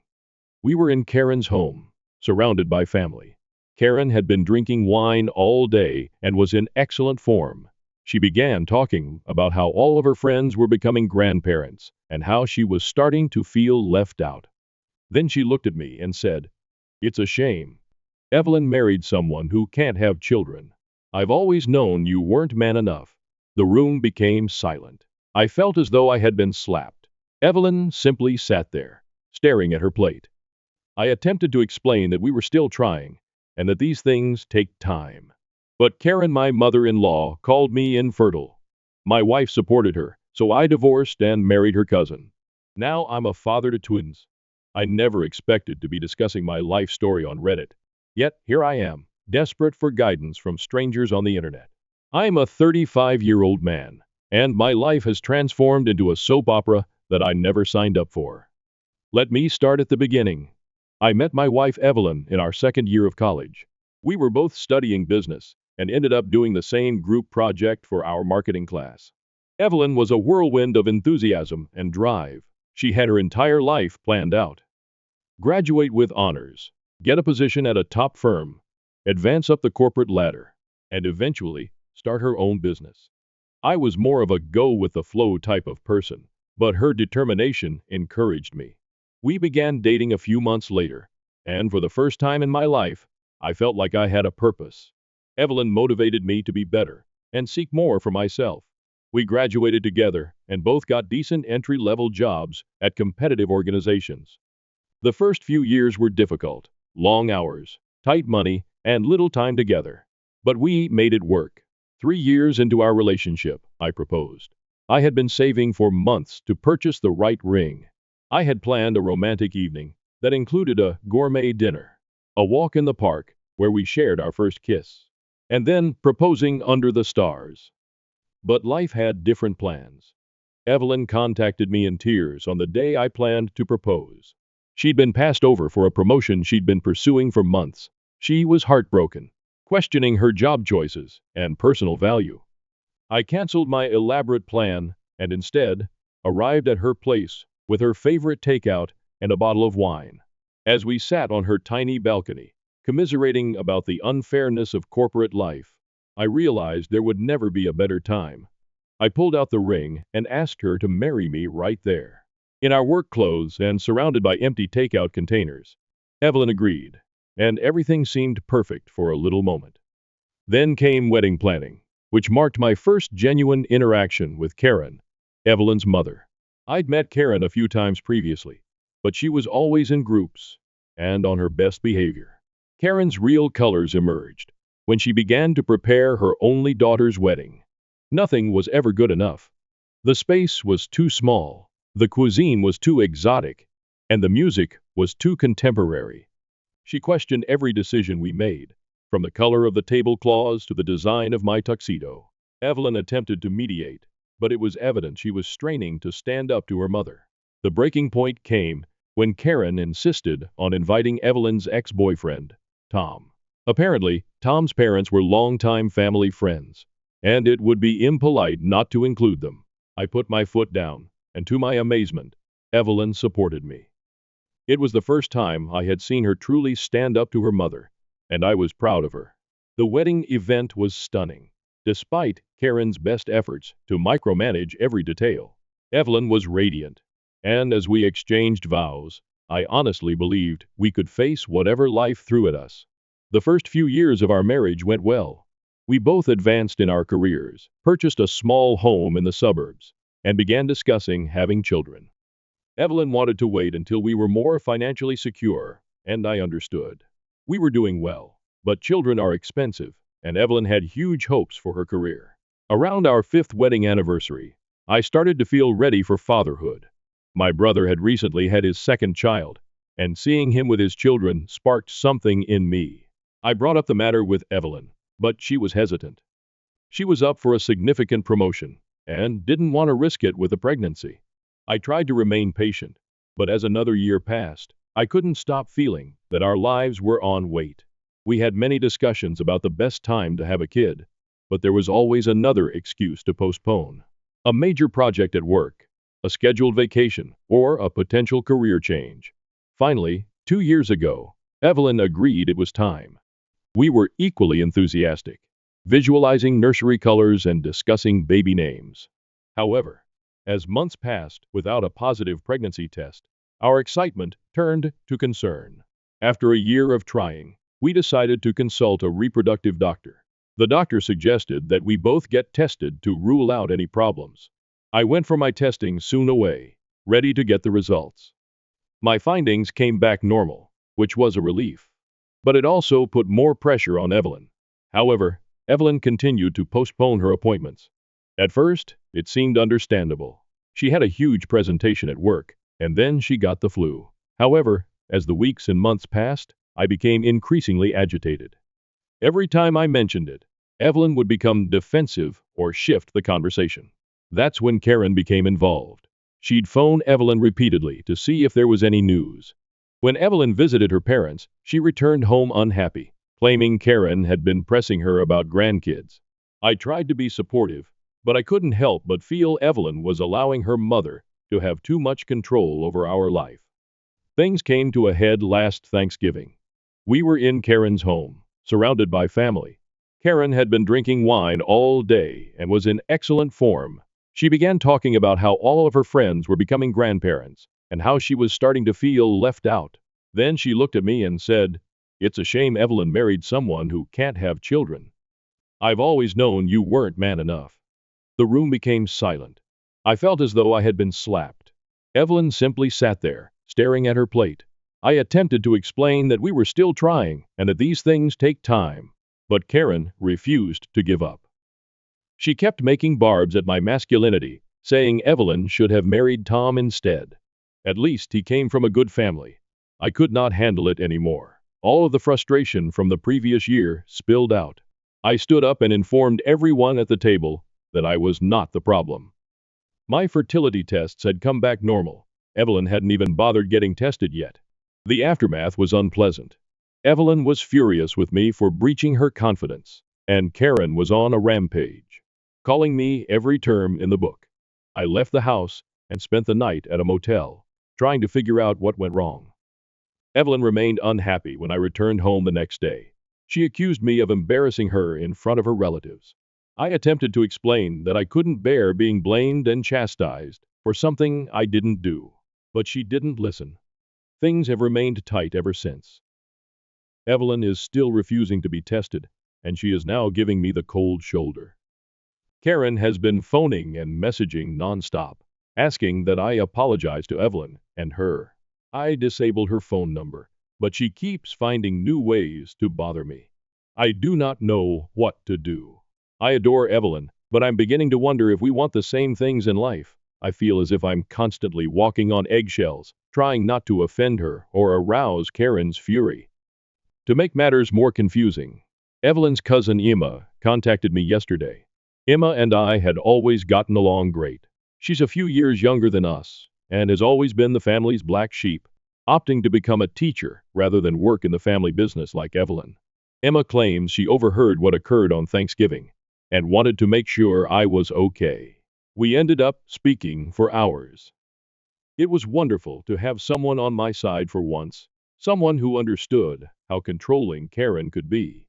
Now I'm at a crossroads. Part of me wants to fight for my marriage, to show Evelyn how destructive her relationship with her mother is. But another part of me wonders if it's time to cut my losses. I'm 35 years old and wish to become a father.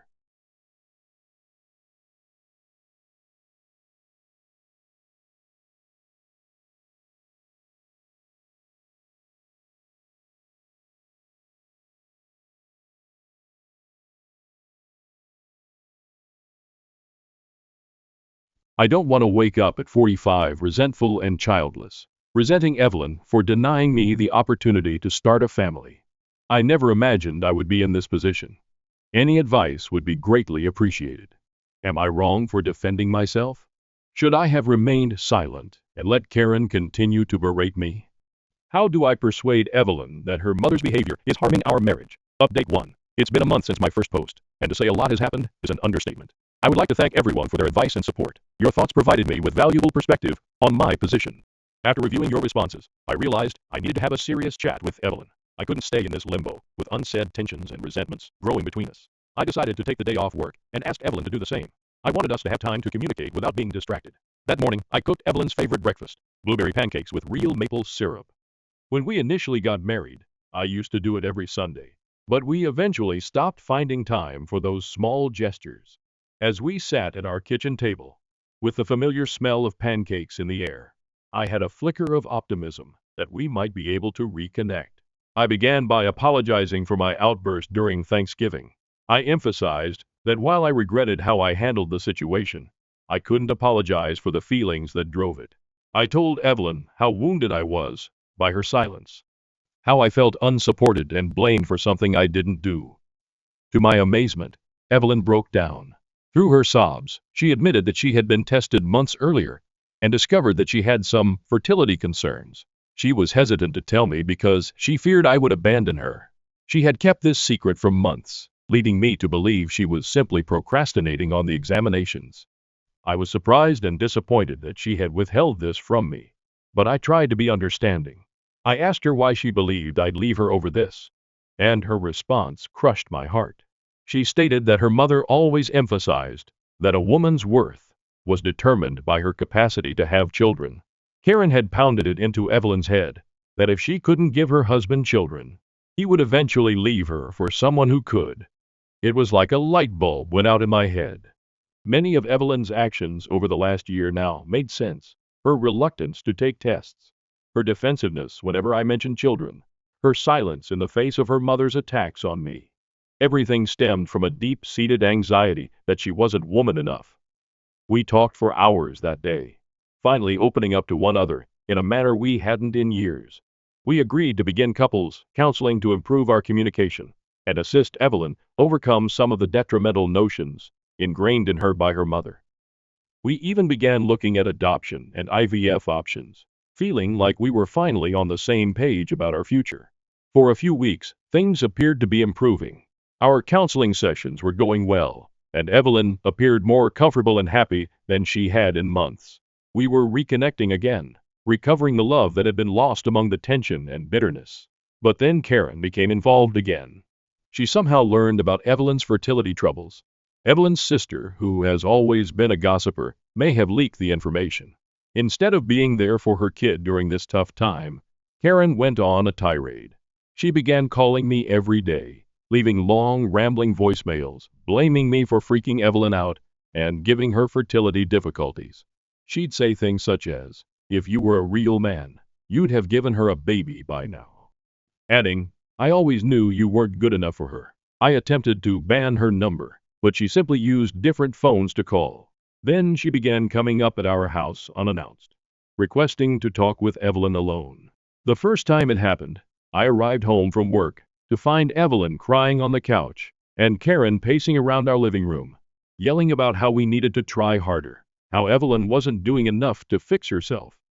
I asked Evelyn to create boundaries with her mother, but she always found an excuse. "That's just how Mom is," she'd explain. "She's just worried about me." It felt like we were right back where we started, with Evelyn unwilling to stand up to her mother and me feeling like an outsider in my own marriage. Things came to a head last week. I arrived home early from work expecting to surprise Evelyn with tickets to a performance she had been longing to see. Instead, I stepped in and found Karen in our living room reading over our personal documents. She said she was looking for our medical records, since she didn't think Evelyn had fertility concerns. She assumed we were lying to cover up my shortcomings. I lost it. I told Karen to leave our home and keep out of our business. I informed her that her behavior was toxic and was ruining her relationship with her daughter. Instead of supporting me, Evelyn burst into tears, complaining that I was being too harsh on her mother. Evelyn and I got into a big fight that night after Karen left. I informed her that I couldn't keep living this way, with her mother continuously intruding in our life and Evelyn letting it. I said that I felt wedded to both of them, not just Evelyn. Evelyn accused me of being selfish and not seeing how painful this was for her. In the heat of the moment, I said something that I regret. I told Evelyn that if she couldn't stand up to her mother, she probably wasn't ready to be a mother herself. It was a low blow, and I realized it as soon as the words left my mouth. Evelyn slapped me and shut herself in our bedroom. I spent the night on the couch, feeling disoriented and bewildered. Evelyn had left the next morning. She left a note explaining that she was going to stay with her parents for a bit to clear her mind. It's been 5 days, and I still haven't heard from her. Karen, on the other hand, has been bombarding my phone with angry messages. She's telling everyone who will listen that I kicked Evelyn out and left her. Some of Evelyn's family have called and demanded to know why I'm abusing her. I feel as if I'm living in a warped other universe in which I'm the bad guy for desiring a healthy relationship with my wife. I'm at my wit's end. I love Evelyn, but I'm not sure I can keep going like this. Stress has an impact on my work. I've been preoccupied and unpleasant, and my supervisor has noticed. My health is also deteriorating. I've lost weight, am not sleeping well, and am continuously on edge. Emma has been a fantastic help throughout this. She's been checking in on me, bringing me meals, and listening when I need to scream. She knows family dynamics better than anyone because she grew up with them. She has told me stories of how they treated her when she opted to become a teacher rather than work in the family business. It has helped me better comprehend Evelyn's conduct, but it has also highlighted how deeply embedded these harmful behaviors are. I appreciate Emma's friendship, but I can't stop feeling bad about how close we've grown. There's nothing wrong going on, but I understand how it may appear to others, especially because Karen has painted me as the villain in all of this. I am considering asking Evelyn for a trial separation. I believe we both need some time to find out what we truly want and whether we can make this marriage work. But I'm afraid of what Karen will do if I offer it. I would not be surprised if she tried to turn the entire family against me. I never imagined I would be in this predicament. I've always felt that love was enough, that if you loved for someone, you could overcome anything. Now I am not so sure. I feel like I'm drowning, and I'm not sure how to save myself, let alone my marriage. Any help on how to proceed would be greatly appreciated. How can I defend myself without fully burning bridges? Is there any chance for Evelyn and me, or am I only prolonging the inevitable? And how do I handle Karen's slander campaign against me? I'm feeling a little lost right now, so any advice would be appreciated. Update 2. It has been 3 months since my previous update, and my life has drastically changed. I'm still trying to digest all that has happened, but I'll do my best to update you all. After Evelyn departed, I attempted to give her some room. I figured that some time apart would help us both clear our minds and figure out what we truly wanted. But as the days passed into weeks, I knew something had profoundly shifted in our connection. During this period, I immersed myself in work and began seeing a therapist on my own. It was helping me acquire a better understanding of my marriage and my role in our troubles. I discovered that while Karen was a major issue, Evelyn and I had communication issues that existed prior to her meddling. Evelyn contacted me about a month after she had departed. She asked to meet at the cafe where we had our first date. I was optimistic that we could work things out, but that was swiftly dashed when I arrived at the cafe. Evelyn was already present, seated at our old favorite table by the window. She appeared worn and unhappy, but there was a determination in her eyes that I had never seen before. We ordered our normal drinks, a latte for her and a black coffee for me, and it seemed like old times. But when Evelyn began talking, I realized this was not going to be the reunion I had hoped for. She informed me that she had been doing a lot of thinking and did not want to prolong our marriage. She stated that she believed we had different goals in life and that the stress of the previous few months had demonstrated that we were incompatible. I was stunned. I inquired about couples counseling and improving our communication skills, but Evelyn had already made her decision. She said that she wasn't ready for children and might never be. She understood how important being a father was to me and did not want to prevent me from pursuing it. What hurt the most was when she revealed that Karen had a significant influence on her decision. Apparently, Karen persuaded Evelyn that I was emotionally abusive and that she deserved better. Evelyn really apologized for allowing me to mistreat her for so long. It seemed as if she was repeating Karen's comments, and I didn't recognize the lady I had married. Evelyn handed me divorce papers that were previously signed. She claimed her lawyer will contact us about dividing our assets. Then she stood up and departed, leaving me sitting there with a cold coffee and the ruins of my marriage. The following several weeks were a blur. I poured myself into work, hoping to distract myself from the anguish. I stopped taking calls from Evelyn's family members because I was tired of defending myself against Karen's lies. My own family was supportive, but they resided across the country and were unable to provide much practical assistance. Emma was there for me through everything. She'd bring over takeout, force me to go for walks, and simply sit with me when I needed company. She understood the family dynamic in a way that no one else did, and it was reassuring to speak with someone who recognized how manipulative Karen could be. As I spent more time with Emma, I began to see her in a new light. She was nice, encouraging, and appeared to understand me in a way Evelyn never did. I found myself looking forward to our time together, and her presence made me feel lighter and happier. After a few too many beers, Emma confessed to having affections for me for years. She claimed she never acted on them out of respect for Evelyn.